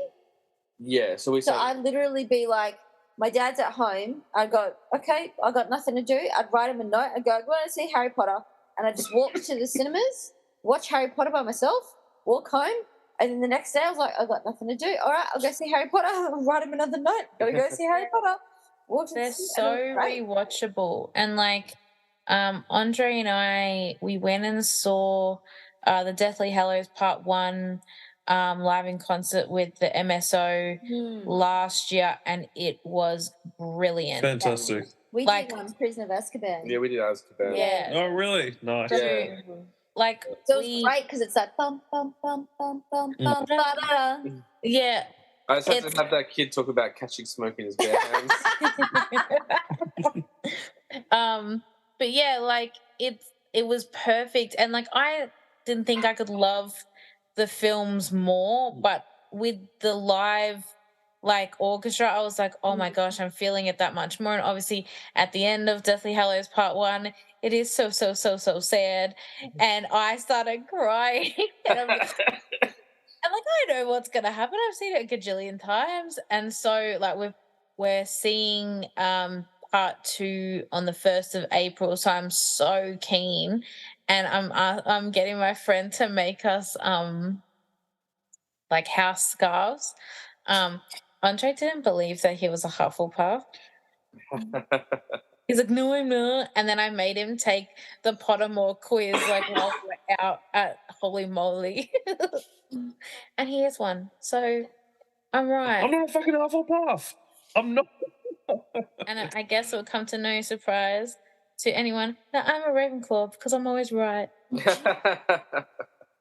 Yeah, that first flick is so insanely quotable. And I don't know whether it's just because I've seen it so many times, but just feel there's so many zingers in there. Like, literally on the show before, I dropped a little I'm not going home, not really, to Nick. Yes. That's how he used to wave goodbye to us when he would leave the house. Yeah, that's right. After a meal. Yeah. That's not even a joke. That's literally what he would do. I love that. I think this is a great choice, Tina, particularly for this list because, well, to me, I don't know if you all agree, but to me, this is the film that most aligned with what I saw when I was reading the books. Yes. Not to say that the others don't, but I think after this film, the films become their own thing. Whereas this was like, it's exactly how I pictured Hogwarts. Like all the characters looked kind of how I pictured them. Except for the Fat Friar. No, the Bloody Baron. Yeah, Bloody Baron's happy. For those but I did the act. Yeah, I actually saw this one with the MSO, the first one. Way back when I first started doing that series. It was fantastic. So excellent choice. And also, like, again, we were talking about like fantastic cast before, and we talked about that a lot, but like they've just got every British heavyweight possible in this film. And if not this film, definitely in the franchise. There's not too many they did, like, short of Mr. Bean, maybe. Yeah. Like, every British actor is in these movies. And now I want to see Mr. Bean as one of the wizards. He could be Peeves. That's not bad. That's not a bad thing. Yeah. Professor Binns. Yeah. That's actually a really good call. Yeah. Well, He would make a good Filch. actually, especially like when he's running down the. Yeah. Yeah. Or they could just like take his character from Love Actually and make him like work at Honeydukes. Yeah. Bloody good. Josh, I know you've seen Potter a few times. Growing up with me and me being so obsessed with it, and then being with a lady who's a huge Potter fan as well. Do you have much to add on the Philosopher's Stone? I think it's like a perfect first movie for the series. I really love the chessboard scene. Yeah. I really feel like that is like going through the devil's snare and collecting the keys. Matched my imagination while reading the books, like 100%. Like, just that whole sort of like trials and adventure thing was really good. Yeah, absolutely. Yeah, Not me, not Hermione, yo. I think the only thing they didn't do is the elixirs. Is that right? It's like the potions test. And the troll that he had already knocked out. Well, I guess the potions is like the least visually interesting of all the. Yeah. Like they just have like a battle on a chessboard. Hermione going. And now guess which one you're going to drink. Yeah, trim something out. Yeah. It's a great flick. All right, movie number 39 is one of my picks, so chances are people haven't seen it, but they should. It is an Indonesian action film called The Raid from 2011. It's what I would describe as maybe the best action film of all time. I'll put it alongside there with Mad Max Fury Road. It's a very simple premise. So again, not a lot of story. A bunch of cops have to go into a tower block of apartments, which is run by the mob, and they have to fight their way to the top. And it's a brutal kung fu film. If I can sell you on anything in this movie, is you see a man kill another man with a door frame. Is this the one where like the building is inescapable? No, so you're thinking of Dread, which is very similar to The Raid. Yeah. Also a great film. I put Dread up with The Raid as well. But it's just fantastic. Like, if you like cop films, if you like kung fu, if you like crazy action and brutal fights, like, it's perfect. And it's so good. I don't think it's too long. I think it's about a 90-minute watch. The sequel is far too long. It's 2.5 hours. It's wonderful, and every minute is great. But the first one is just pitch perfect. It's solid action film. Has anyone seen The Raid? No. But you had me at door frame. I'm not even kidding. Like, he kicks down a door at one point, and like you just see the broken base of the door, and he just pulled the guy's neck down on it. And, yeah. It's brutal. Is it? So it's an Indonesian film. Is it spoken in Indonesian? Because the reason I ask is because it's directed by someone called Gareth Evans. Yeah, it's an American director. I think he's an American director, but he's shot a lot of stuff in Indonesia. I think A, because the budget is quite workable, but B, also it's just a different point of view. I think he's like, look, to tell this story in America would cost me, $50 million, and I'd have to have a big name, and it would get kind of censored quite a bit. But I shoot in Indonesia, I can tell the story I want, I can make it as bloody and violent as I want, and I can show something a little bit different. At least that's my interpretation of it. But there is an English dub. It's not great. I tried watching the English dub and I couldn't get through it. I had to go to the natural language, which is how I prefer to watch films anyway. But it's great. Honestly, you don't even really need the dialogue. Like, not the dialogue's bad, but it's just not important. Like, you just need to know that cops are storming a building and they're fighting their way to the top. And all the fights are great. Like, if you like the Daredevil hallway scene, like, this movie is just all Daredevil hallway scene. Oh, wow. Like, that's what it is, like, for 90 minutes. Well, I took Indonesian in school, so that'll finally pay off. All I know is Salamat Datang. You're like, finally, I can use it. Yeah. Excellent. Gabby, you appear to be alone. Is everything okay? Yes, Andre just went to the bathroom, but I had a pee. No, we're keeping that on. Got a pie. That's not getting edited out. As everyone knows, famously, I don't edit my shows, which would account for the low numbers sometimes, but that's fine. Andre would love The Raid, so when he gets back from his departure, get on The Raid. Like, it's so good. So did you say what is it called? The Raid, like RAID? Yeah, it's a police raid. All right, let's move to something a little bit more universally seen. This is a Nick Owen pick. It's movie number 38. It's a 2004 comedy classic starring Will Ferrell, Paul Rudd, Steve Carell, and David Koechner. It's Anchorman, and the flick pretty much redefined comedy in the 2000s. Yeah, so I really wanted to have a comedy film on this list because particularly the list that I always bring to your show, James, always so serious because I'm a movie snob. But I really wanted to have a comedy on here, and this is just hands down the funniest movie I've ever seen. It maybe got a little bit over quoted and overexposed. So I think people know it so well, so it probably doesn't land as well like 15 years on. But I reckon there was a 2 or 3 year period where I could still watch this every week and find it funny. Absolutely, I think I think the character that gets the least attention is Paul Rudd's character. Like everyone quotes Brick, everyone like is into Whammy or whatever his name is, the David Koechner character, and obviously Champ Kind. That's it, yeah. And obviously Ron Burgundy like is very quotable, but just like things like it's called Sex Panther. 60% of the time, it works every time. Like just little gems like that are genius. And like there's that weird like twist in the story where Jack Black kicks his dog off a bridge. Like it's just classic like Will Ferrell shenanigans, and I'm here for it. It's so funny. I'm guessing we've all seen Anchorman. Yeah. I haven't seen it for a long time though. Really long time. All I just remember is I'm in a glass case of emotion. And we constantly quote the cheese. Yeah, literally like less than a week ago, I'm like, I'm not even mad, I'm impressed. Dog eats some real cheese. It's just such a quotable movie. Like, boy, that's going quickly. Or when Brick is like, the big fight scene where they just bring in like all those celebrities, like they all just come out of nowhere. It's just so funny. Yeah. That TV station fight scene's so great. Yeah, that's it. And Brick's just walking around holding a hand grenade, like. Is it the first or the second one where he's like, "Go back to your home on Whore Island"? Oh, I think that's the first one. Yeah, I think that's the first. Yeah,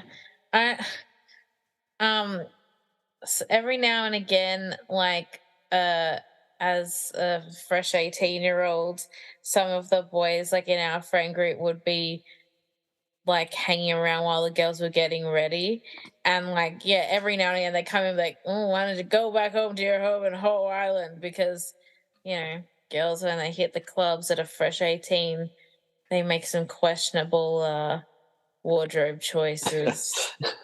I would argue it's more questionable that the guys are saying that to the girls. Well, it was always in jest. If it was meant in a serious way, they probably wouldn't be invited back. I was going to say, I don't think you'd stand for that nonsense, so... No way. No way. Yeah, it's a really fun flick. I Have Many Leather-Bound Books is obviously great. I think as well, like the more you watch it as well, like there's the lines like obviously everyone knows and they're really quotable, but then like there's like just such stupid lesser known lines, like that bit when he gets his dog kicked off the bridge. I don't know why, but I find it really funny. He's just like in his car and he's just like, "This burrito is delicious, but it is filling." And then he just comes along and boots his dog off the bridge. I love Milk was a poor choice. Yeah. I remember, I think this is in Anchorman 2 when he's in the lighthouse. Yeah, that's Anchorman 2. And the rest of them have come to like get him to come home, and he's gone blind. Is that right? Yeah, that's right. So he's like, "I'll give you some biscuits," and it's like he's making Oreos, but it's like cork. And they're like, "What are you doing?" Oh man. And that's a flick I haven't watched in ages. Probably the last time we watched it was when we first started dating, I reckon. Like, oh yeah, Kanye West's in it. Oh, that's Anchorman 2. Kanye West is Anchorman 2. Yeah, probably. There was a time when, shit. It was cool. When he was acceptable. Yeah. Nice one. Any more thoughts on Anchorman 2 before we move on? No. Okay. The next one is a Josh pick. It's movie number 37. We had to get a Guillermo del Toro film on here, of course. So what better than the, I want to say it's a 2005, 2006 film, Pan's Labyrinth, which is gorgeous. Tell us all about it, Josh. Has everyone seen it? I haven't. I've seen it, but only once and a long time ago. Tina introduced me to it. You've seen it twice. Oh, I've seen it twice. Because you watched it and then you recommended I watch it. We watched it together. Because you were like, the dress. Don't remember. The girl has like a beautiful. Is it scary? No, it's not scary. No. I sound like such a wiener. I mean, like, there's visuals in there with, like, a guy with eyeballs in his hands. So yeah, so, like, that's what I've seen is the... Yeah. That's probably the creepiest scene, I'd say. Okay. Yeah, Like, at the table, at the big, long table, and it's like the fairy's like, don't touch the food. Mm. And she touches the food, and then he just sort of, like, wakes up. Mm. Oh. Yeah. Okay. It's kind of like a dark fantasy.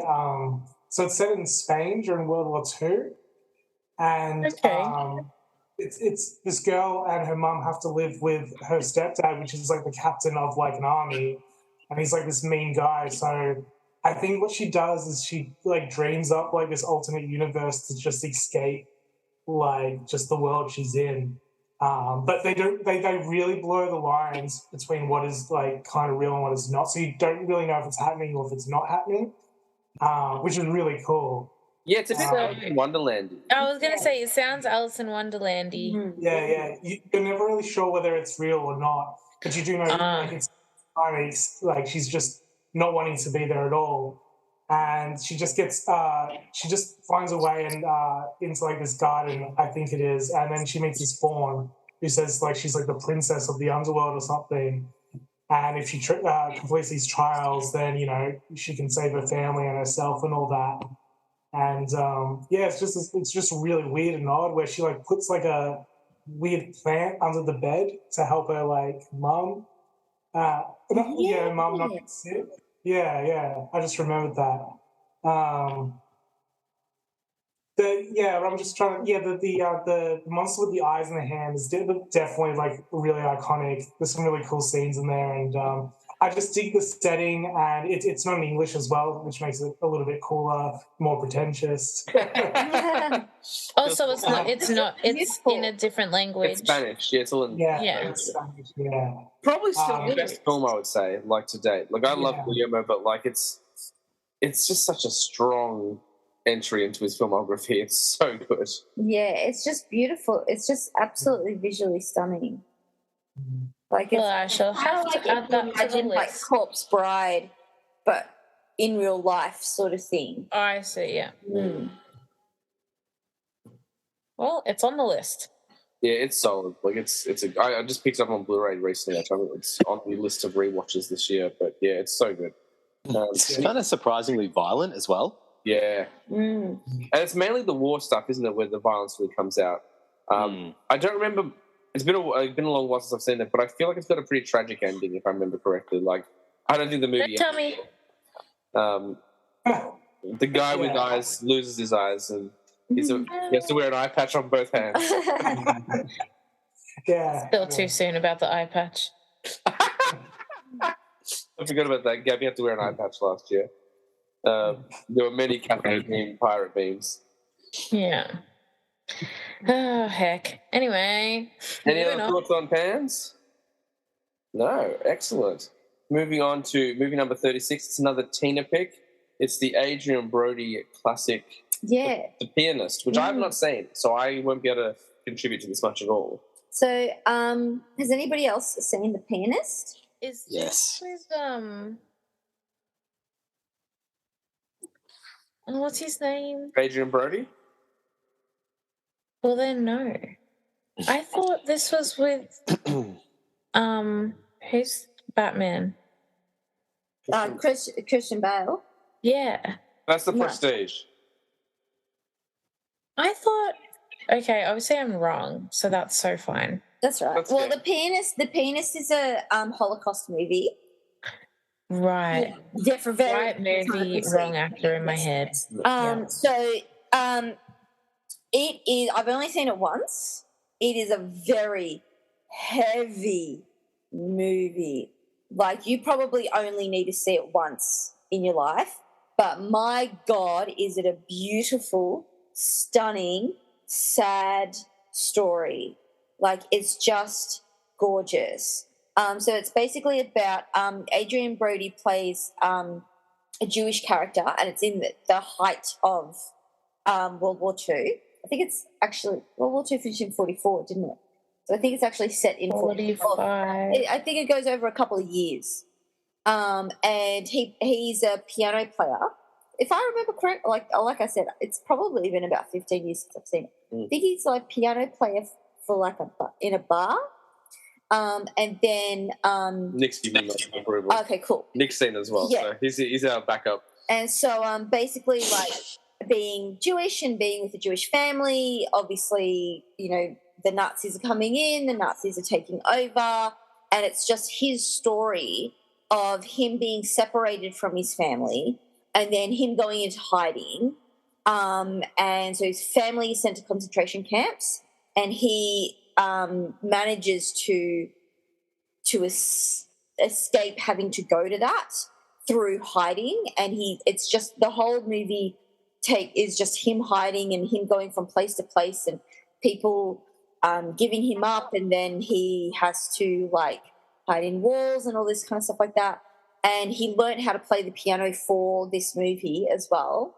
He won I'm pretty sure he did. Academy Award. Yeah, he did. Yeah.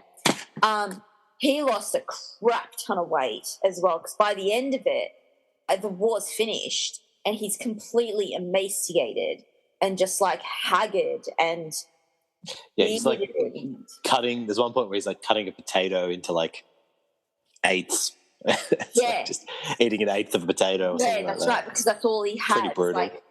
And so he can only eat like an eighth of a potato a day because there's no access to food and all this kind of stuff like that. And I can't remember if this is how it ends, but I feel like the final shot is like him walking down the road, like the war has finished, and he's just like staggering down the road. Is that right, Nick? It's been a while since I've seen it as well. I'm not sure exactly, but like there's that scene that really stands out to me is I think Warsaw must be getting bombed or something like that, because he's kind of escaping at night and he finds that piano out, like it's out in the open, and he starts to play it, and this German officer comes and just starts listening to him play. It's a really beautiful moment. And it's just a stunning film. Like, I haven't seen Schindler's List, but I would say this is my version of Schindler's List. And because it's so harrowing, and because obviously, like, all of this stuff happened, I think it's a really important film to watch, because even though it's so saddening to watch it, it's just so poignant and it's so beautiful. And it has so much pathos in it that you just it fills your soul in a sad way, if that makes sense. Like, it makes you be so much more grateful for your family and for your loved ones and how safe you are and how we don't live in that kind of time. And it's just stunning. It's just a beautiful film. But yeah, really, really sad. And very quiet as well. It's a very quiet film, and so it allows all the piano pieces to really sing throughout it. And it's always been a movie that's something that's been on my list to watch. I have heard that that like you said, it is very, very heavy. But yeah. Because you see clips that pop up on YouTube and Facebook and stuff like that. Like, it's quite a known film as well. Definitely something that I'm going to give a watch. Despite, I guess how impactful the movie is, if that makes sense. Yeah, and that's the thing. Like, I mean, Holocaust movies are always going to be like that. Like, you have to prepare yourself to watch Schindler's List. You have to prepare yourself to watch The Pianist. But if you prepare yourself, you go, okay, I'm in the mood to watch something like this now. You'll really enjoy it, I think. Okay. I want to watch. I think, like, I really enjoy those types of movies. Like, not in a way that's like, hell yeah, boy in striped pajamas, I'm down. Yeah. But like, it's sort of cathartic to feel those feelings and to acknowledge what's happening, in a very like self-serving way. You sort of be like, yes, no, that is wrong, and I'm right to think that's wrong, and I'm right to be upset about this because this is such an awful thing to have happened, and I'm right in feeling this. So I think it's a movie that I've always wanted to watch, but I think like I saw Schindler's List first, and I guess like it's very heavy, and then like I've seen a lot of Holocaust like themed movies, or like at least it's set in that time, so I feel like gosh, I've done a lot of them, so it's just one that I've obviously missed, but definitely on the list. I've got a lot now. Yeah, that's the beauty of this show, man. You come in with a couple of movies, you walk away with like twice as many. So I think we all want to watch The Pianist based on that brief review. Yeah, cool. That's good that I reviewed it so well. Absolutely. You've said about this one for ages, so I've got to get onto it. Movie number 35 is another James pick. It's probably one that more people have seen. It's a Damien Chazelle film. Came out in 2014, starring Miles Teller and J.K. Simmons. It's Whiplash, which is an absolute cracker of a film. Is this the drumming one? This is the drum bit. Okay, I always get this confused with the roller derby movie. Which is Whip It. Yeah. Could you imagine J.K. Simmons from Whiplash? Yeah. That is the crossover we need right now. So Damien Chazelle kind of makes the same film over and over again, in as much as he always makes film about the drive for success, the passion for the arts. La La Land is the really beautiful, lovey-dovey version of that. Whiplash is the nightmare. Basically, Miles Teller plays a young man who is a drummer, and he's gotten into this very prestigious music school, kind of like a Juilliard-type school, and thinks he's kind of all that, and he's even a bit pretentious around girls and stuff, and he's very snobby about his music taste. And then he meets his teacher, played by J.K. Simmons, who I would say is undoubtedly maybe one of the best movie villains of all time. Like, there's not many characters nastier than J.K. Simmons in Whiplash. Like, he physically and mentally tortures and abuses his students. He throws a drum kit at a kid at one point. Yeah, it looks like it. A whole drum kit? Or like a cymbal or something, but like it's pretty full on. But okay. Yeah, but I haven't seen it. It's so good. Like, it's a film that I never really hear anyone talk about, but I think J.K. Simmons won the Best Supporting Actor for it. I remember his speech because, like, give your parents a call tonight or whatever. Like, he was trying to be like all friendly and lovely after that monstrous. I'm pretty sure, James, that he like swept every award for Whiplash. I'm pretty sure he won like everything. It wouldn't surprise me. And like the ending, I won't spoil it for those who haven't seen it because it's a great flick. But like, there's a twist where you kind of like you think it's going one direction, and Damien Chazelle pulls the rug out from underneath you, and it's such a like cringy, like upsetting turn. Sorry, I was just going to say, I have this thing where, like, if there's a cringe scene in a movie, and, like, if I know what's happening, I will skip it because, like, I can't physically bear to watch something like that. So I just know when I am watching this, I'm just going to be like this in my own body. Well, the point of the scene is humiliation. Like, it's very much a humiliation scene. Okay. It's such a stressful film. Like, especially when he's running late to the performance, he gets hit by the car. Which is like, that's not even a spoiler because like it's just something that happens in the movie. Yeah. But if you're like into art or you've ever been passionate about anything, it's a really interesting take on the narrative of what, doing whatever it takes to achieve your goal. And like, Miles Teller stands pretty much toe-to-toe with J.K. Simmons. Like, obviously, J.K. Simmons, did sweep the awards run that year. But, like, you'd be hard-pressed to find someone who could actually act opposite him because it's so easy for him to take control. But Miles Teller, like, really steps up and stands toe-to-toe with him. It's fantastic. It's a great flick. Like, everyone should watch Whiplash. Yeah, the intensity in it's so great. You're like on the edge of your seat. It's just so weird because we watched it and we're just watching it and it just gets really intense. And then you just sitting there like with your eyes glued for the rest of the time, just going like, what's going to happen? It's so weird because it's just so ordinary. Like, but it's just like every scene is like, it just becomes intense. And whether it's weird because it's like an ordinary and you can relate to it. but it's like such a great story, and the intensity between all the characters and all that. I don't like that's all I can think of, the word intensity, because that's basically what it is. Yeah. Yeah, I would agree with Josh there. Like, it is, like, it's not one where you just like sit back and chill watching it. Like, it does put you on the edge of your seat.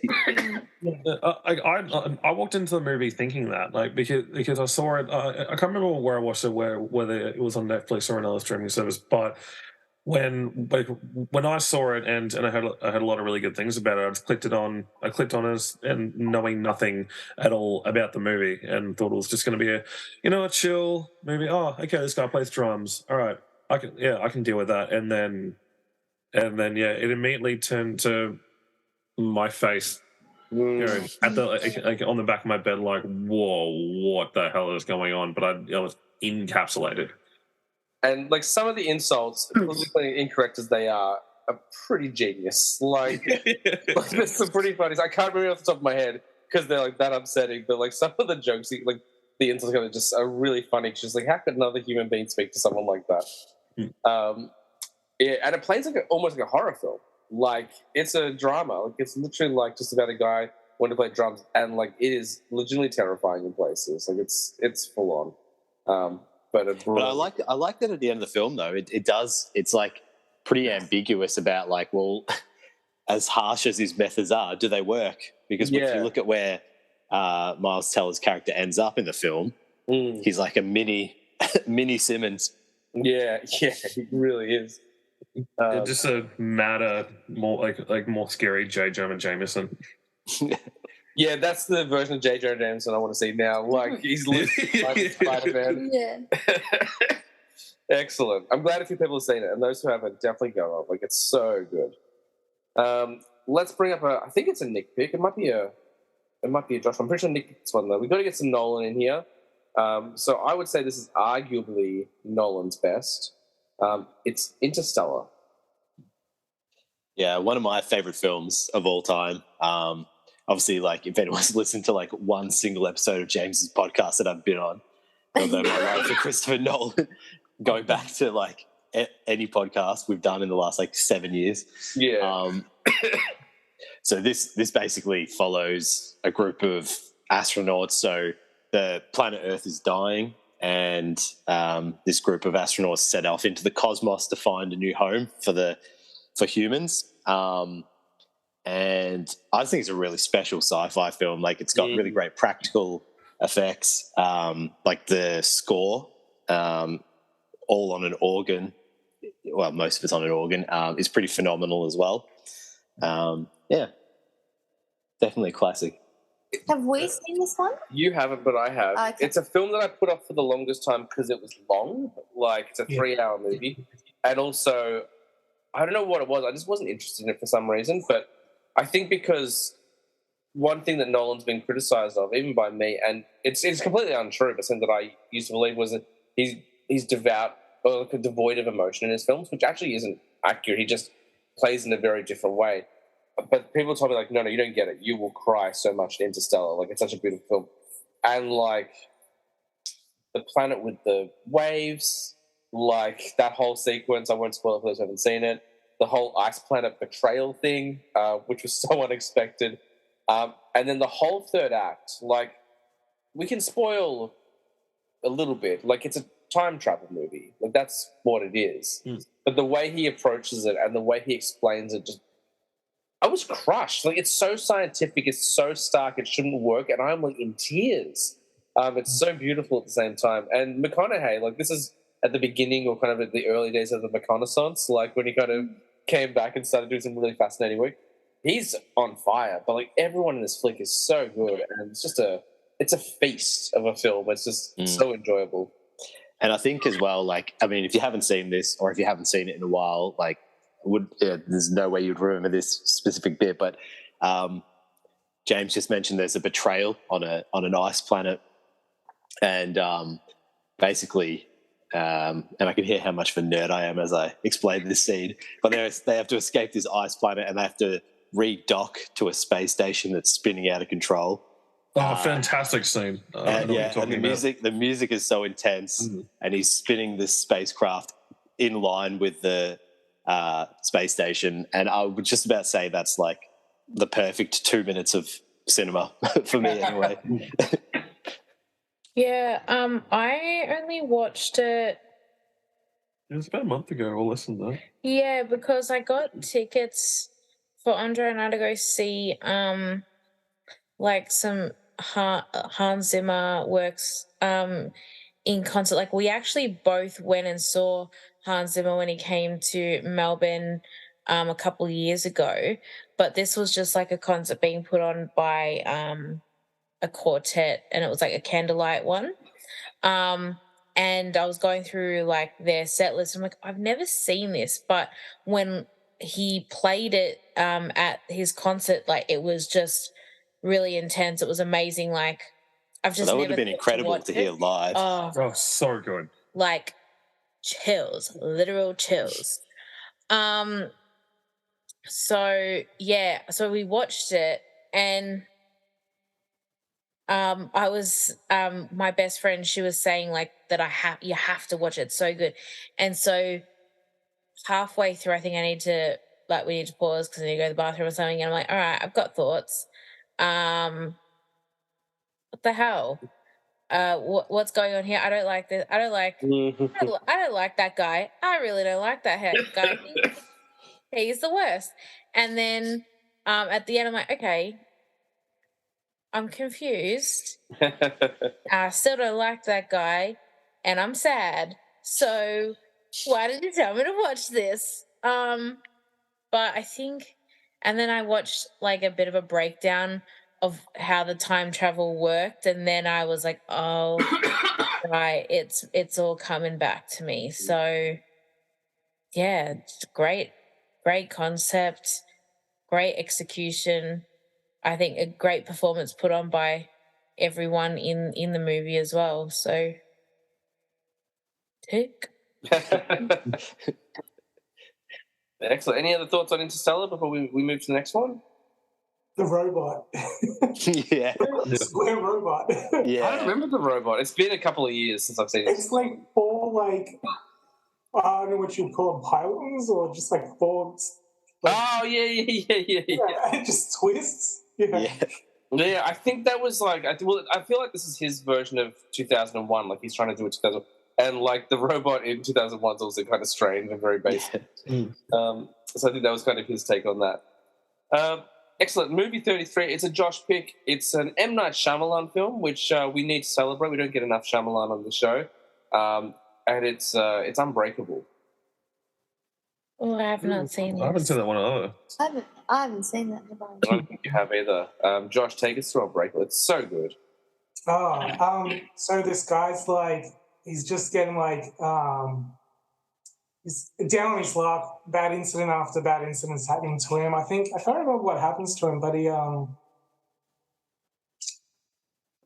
can't remember. He just goes through a lot of bad things. And then he sort of ends up on this train that crashes, and he's the only survivor. I think it's contacted by this individual who's obsessed with like comic books. Mr. Glass. Mr. Glass, played by Samuel L. Jackson. Oh, okay. Yeah, and anyway, this guy's like obsessed with Bruce Willis's character, and he's like, "You're a superhero," and I don't know how to like, just things happen, and like I don't know how to explain everything that happens without spoiling the whole movie, because like it gets to that point. So it's a 30-year-old movie. I think you can spoil it. Yeah. Like, okay, like sorry, just this ties into Split, and was it? Yes. Glass. If you were in theaters in 2017, you saw Split, and at the very end, Bruce Willis pops his head up. If you've seen Unbreakable, you were like, if you hadn't seen Unbreakable, you'll do a Tina said. She goes, wait, spoilers that Bruce Willis is in this movie? Yeah. Like, Yeah, that was me. Because it was like a sequel, like 30 years later, like to a film that a lot of people forgot about. But yeah, so it Split and then Glass kind of elaborate on the concept of superheroes in the real world, but it's just a the basic gist of it is this guy who's like down in a wheelchair is like he loves comic books so much he's like desperate to prove that Bruce Willis' character is like the superhero to make his like world better. And then like Bruce Willis eventually figures out that this guy's behind like all these like tragic events. Oh, so he's making them happen. Yeah, to discover superhumans. Yeah. Ah, I see.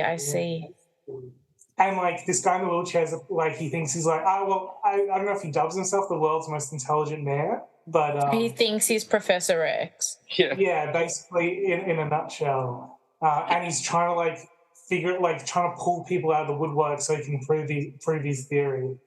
And it's kind of a simple movie, but it's really like cool how it goes, and it's like a different take on the superhero genre. Yeah, it's really fun. It's Shyamalan. I can't remember whether Unbreakable was before Sixth Sense or afterwards. But he'd had a string of success with with kind of horror films, and then he kind of went a little bit of a different route, and everyone was waiting for that twist because that's what he became known for. But Unbreakable is just like a really fun, often forgotten film. But it's Bruce Willis and Samuel L. Jackson, like in the peak of their careers. Like they've just done Pulp Fiction together a couple of years earlier. They're getting a lot of films, and it's a really great time for the movies. Yeah. Excellent.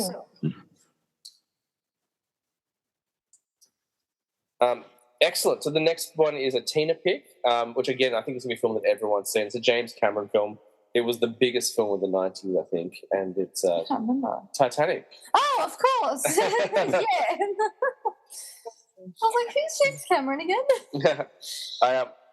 Tell us about Titanic. Right, so it's based on a true story. I'm not sure if you know this, but basically, like I was because we were talking about doing this podcast, and I was teaching my class, and the room next to me, they have their media class on at the same time as me, and they're studying Titanic. And so I was watching it, and I was like, you know what? That really is one of the movies you do have to watch before you die. I think it's so epic, it's so huge, and it's so monumental that you can't have gone through your life and not have watched it, I think. Like, the minute that you say to somebody, show me a scene from a famous movie, what's the first thing that they do? It's like the arms out at the Titanic, sort of thing like that. Or paint me like one of your French girls. Yeah. Yes, exactly. It's one or the other. Hand going down the glass and all that sort of stuff like that. And, I mean, obviously it's a massively long movie, really long movie. And I could give or take the whole grandma diamond necklace but at the bottom of the ocean. Like, I understand we have to have some sort of, like, driving force behind the thing. And obviously, like, up in all the stuff that's happening with Billy Zane and what's the actress's name? Kate Winslet. Kate Winslet, of course. Billy Zane and Kate Winslet, Leonardo DiCaprio before, the iceberg actually hits, and all that sort of stuff like that. Or building all that drama, building all that romance, building all that intrigue and stuff. And then, once the iceberg hits, it's like fucking free for all in terms of action. But I always remember, obviously we don't need to talk about the action because we've all seen. Has anybody not seen it?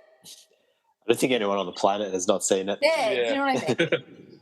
But I always in cinemas that often. Yeah, that's right. But I always remember, like, I don't know if you guys knew the little bloopers and the little goofs. So, like, there's one where, because they had to build, like, models of the Titanic and everything. And a lot of it's done, with CGI back then and all that sort of stuff like that. But a lot of it's also done with practical effects. And there's one where, like, the way that the camera is shot and the people are falling and one person hits into the big pipes, those massive pipes that come out. But the thing is, the pipes are made of foam. Obviously, they have to be. And so he just, like, boings off it, basically, and it, like, bends because it's just made of foam. And I'd always like to watch, like, the little spoofy bits and the goofy bits in between. But, it's just such an epic tale on such a massive scale. And I want to say something as well, because everybody says that Jack would have fit on the door. And okay, yes, Jack would have fit on the door, but if he had gone on the door would not have floated. I think it would have been too much weight and it would have sunk, and Jack knew that, and that's why he didn't get on the door. Didn't they do this on Mythbusters? They did. Okay? Well, there you go. There you go. I'm just as smart as the people on Mythbusters. Well, also, you do weigh a bit more when you carry, all the performances of the last 2 decades on your shoulders. My favorite Titanic story is a really nerdy one, and apparently Neil deGrasse Tyson reached out to James Cameron, I think via email or something, and it was like, hey, he goes, I really love the movie. I just thought you should know that the map of the stars you put in the sky is not accurate to what the stars would have looked like. I saw that as well. And James Cameron was really offended. He's like, do you think anyone's even paying attention? But he's like, yes, I am. And then Neil deGrasse Tyson said years later on a re-release, he noticed the stars had been fixed, and he was like, oh, thanks for that or whatever. I just think that's a really funny story. I always like the stories that you hear of people thinking that Titanic didn't actually happen and it's just the big budget movie. Yeah, all the, I was going to say millennials, but I guess that technically applies to us, but the generation after. Gen Z. Gen Z, they're like, wait, the movie? Yeah. Yeah. I think it's obviously, as you said, it's based on a real thing, but it's surprising to me how many people think that the story of Jack and Rose is the real part of the story. Yeah, no, that's right. But there are little tidbits of real people that were in it, like the couple that died together. Yeah. And also the guy who only lived because he was so drunk that his body temperature was he didn't freeze to death. Yeah, exactly. And the people playing the music. That's it, yeah. Yeah. So those sorts of things are really interesting. Obviously, Celine makes bank every time that song plays. Every time someone sings it, the movie almost doesn't exist without Celine. And she's not in it, but when you think of Titanic, you think of the song.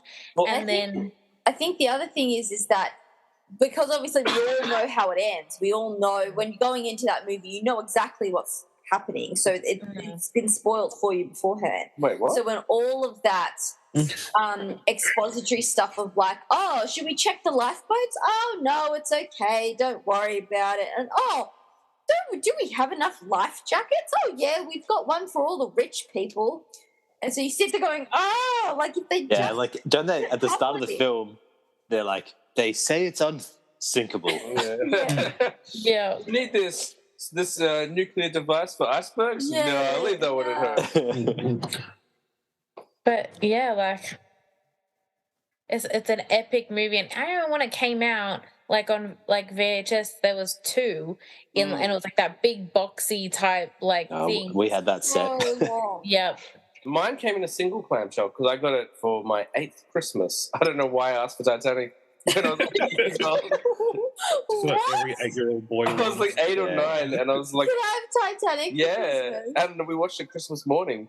I can't. It's after all the stories I've heard of the censorship over what you viewed in your household, especially no Simpsons, but you can watch Titanic, especially. Oh no, you know why? I will debunk this for you because swearing is a no-go.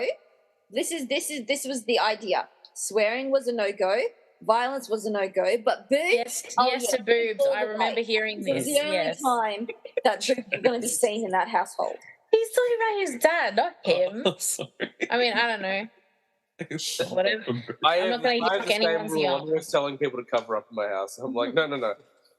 But I haven't seen it since then. That's the last time I watched Titanic, but I remember it pretty clearly. But it's definitely due for a rewatch. People are always telling me how great it still holds up. So I think it does. Yeah, I think it does hold up. It's always good. Nice one. Had to throw in the catchphrase there for Andre. Any other final thoughts on Titanic before we get to the next one? Couldn't you have just given that necklace away to charity? What can we say about Titanic that hasn't been said already? Just toss it. And then Britney Spears' boyfriend found it. What?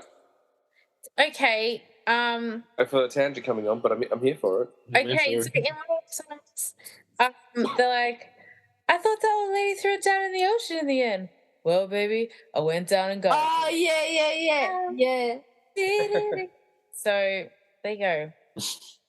I understood about 3% of that, but 10 I'm sure. Yeah. The next flick is another James pick. It's movie 31. This was my favorite film of 2017. I would also say it's maybe the best comic book film ever made, but it's up for debate. It is the James Mangold masterpiece that is Logan. It's very. Every time I watch it, it gets better. Like, it's not a film that ages poorly. There's always little things to discuss in it. It's the only X-Men film we really need to see. Like, I love all those movies, but if you have to watch one, this is it. It's a really wonderful, like, redemption story. It's a father-daughter story, which really affects me a whole lot now than it did when I first saw it. It's brutally violent, which you want from a Wolverine film. It's packed with emotion and heroism and kind of like that reluctant kind of heroic stranger, which is what makes Wolverine so great. Hugh Jackman, the fact that he didn't get a nod for this film is ridiculous, to be honest. He puts everything into that performance. If you've ever seen the behind-the-scenes video of him doing like the ADR, the grunts, it's pretty impressive stuff. Yeah, it's fantastic. And the fact that it didn't even get like a nod, I think it got nominated for writing, but it didn't win. I was like, what script was better that year than Logan? Like, it's such a well-executed film. It's in our old podcast, it was the only film I ever gave a perfect 10 to. I just think it's a masterpiece. Do you think because it's a superhero film, it didn't really get the recognition that it deserved? 100%. That's why. Same reason why Hereditary didn't get the nominations the year after, because it was a horror film. There are certain genres that just you get a little bit snubbed, and that's exactly why. But awards don't matter. Like, it doesn't matter about what accolades you get. The flick is amazing. I love it to death. I definitely agree with you about Hugh Jackman. It's like a pretty perfect like capstone for his time as Wolverine, like to go out on a high like this. I mean, I know I think he's coming back for one more. At least one last hurrah. Come back for Deadpool 3 and rumors as well. Yeah, that's going to be great. But yeah, you're right. It's a brutal film. I don't know. Did we see that at the cinemas together, James? I can't remember. No, we didn't. Tina and I went and saw it. And I remember afterwards, I was grinning ear to ear because at that time I hadn't really liked the Wolverine. I've gone back and it's actually quite a fun film. But I was a little bit worried because the same director. I hadn't liked the last film. I was like, I just hope they do the film justice. And I was like grinning ear to ear at the end. I was like, what a perfect film. And Tina looks at me, she goes, that was harrowing. Yeah. But great. Yeah. I loved it. It's an emotional ride. But from minute one, when he pops his claws when they're trying to like steal his tires and like one of the blades doesn't come all the way out, you're like, oh, this is a different film. And then he just literally starts hacking limbs off. Like it's so, like, I'm getting like excited talking about it. I only watched it a few weeks ago and I'm like getting excited watching it again. And the Professor X storyline is really wonderful as well and really heartbreaking because for those who don't know, he's going through dementia. So the world's most powerful telepath now can't control his own mind, which is a really fascinating story arc as well. But I could talk about this movie all day. It's so good. And also, the Professor's such a potty mouth in that movie as well. Yeah. I was going to say, Steve Merchant's in it as well, isn't he? Yeah, Steve Merchant plays Caliban, and a mutant who can't go out in the sun. And Richard E. Grant as well. Richard E. Grant, Boyd Holbrook, who was recently the Corinthian in Sandman. That's who he is. Yeah. And, of course, the young girl whose name escapes right now who plays Laura Kinney, X-23, is just so good. Like, just a great little actress. Yeah, she's fantastic. And they do a very comic book moment. Daphne King. That's it, yeah. There's a very comic book moment that I did not expect to see in a movie like this, where at the end, when all the mutant kids are running away and they're trying to get away from everyone, Wolverine runs forward and he pulls his claws out. He goes into berserker mode, and then little Laura runs up his back and launches off. That was such a good shot. It's on the same level as like Cap and Iron Man using the shield and the blaster, but it's so gritty and like dark. It's an excellent film. I love Logan so much. Does anyone have anything to say other than me saying how much I love it? Well, you really appreciate it more if you grew up with those characters in the franchise, because at some point the X Men are going to get rebooted with a whole different cast and stuff like that. So just to put an end to Hugh Jackman's Wolverine, aside from Deadpool 3 coming up, it was just such a wonderful thing. No, it's great. Yeah. I haven't seen it, so I can't talk about it. So you should watch it. It's brilliant. Like, it's another long. Well, we're going to obviously say that about every. Okay, you can't say that I'm a loser when you haven't seen Mean Girls. Okay, that's right. I feel like Mean Girls is a bit more like widely seen than Logan, and I'm not saying anything about Logan is bad. You're right. It's been around a lot longer. Yeah, I think it's something that I've always wanted to watch, but I think because I like to watch things in chronological order, I'd feel like I'd need to start everything all over again, and I don't really have a lot of time to dedicate to it, but it's all about time management, so I guess I'm going to have to chuck that one on the list. I would say it's pretty far removed. Like, it definitely acknowledges the old films, but there's literally a throwaway line where X-23 Laura Kinney is reading X-Men comics, and and Logan rolls his eyes. He goes, "Why are you reading that?" He goes, "It's all nonsense, right? Like, half the stuff in there didn't happen, and when it did, like, people died." Like, he kind of just like, so it is connected, but you don't need to be fresh on the films to enjoy it. It does stand on its own quite well, and that's why I put it on the list. I did think about I try not to put any movies on this list that required a lot of previous watching, so that's why Avengers Endgame's not on my list for this one, because it's a great film, but best watched with the first 20 movies. But Logan, you can just watch standalone; it's still quite enjoyable. When Gabby and I first started dating, I was talking about the Marvel movies, and she watched like all of them just so she could talk about it with me as well. She told me about that. I remember when she was going through, we were texting. I was like, "Let me know when you get to Doctor Strange. Doctor Strange is really underrated. You've got to watch Doctor Strange." I'd seen like some here and there, but it's just not something that I ever really like super got into. I think I really liked the first Iron Man, and I'd seen gosh, I can't even remember. I'd seen a few here and there, but I'd never watched them like as they came out, and I felt like I'd been missing out on all this hype that everyone else had experienced except for me, similar to, when Game of Thrones was massive. I started watching it when I think at the end of season 4, so by the time it was like halfway through season 5, I'd just caught up. So I was really trying to get the same sort of feeling with Marvel films, but I started, I think, like 3 years after Endgame came out, and I sort of knew little bits and pieces of what had happened. I'd try to avoid all spoilers, but I mean, it's obviously old enough that people are allowed to talk about it online. But I still I feel like I enjoyed it like this much less than what everybody else got to. I think I started doing it all because I saw Spider-Man. Is it No Way Home?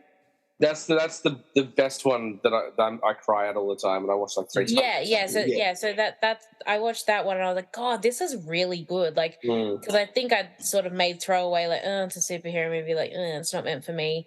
And then I watched it, I'm like, oh, okay, no, I will see it again, and I'll see it a third time in the cinema.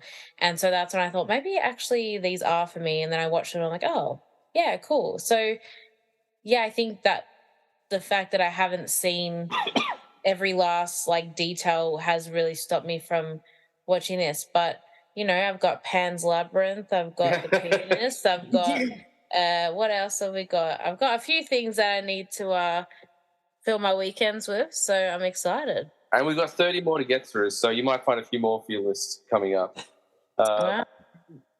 Just writing them down.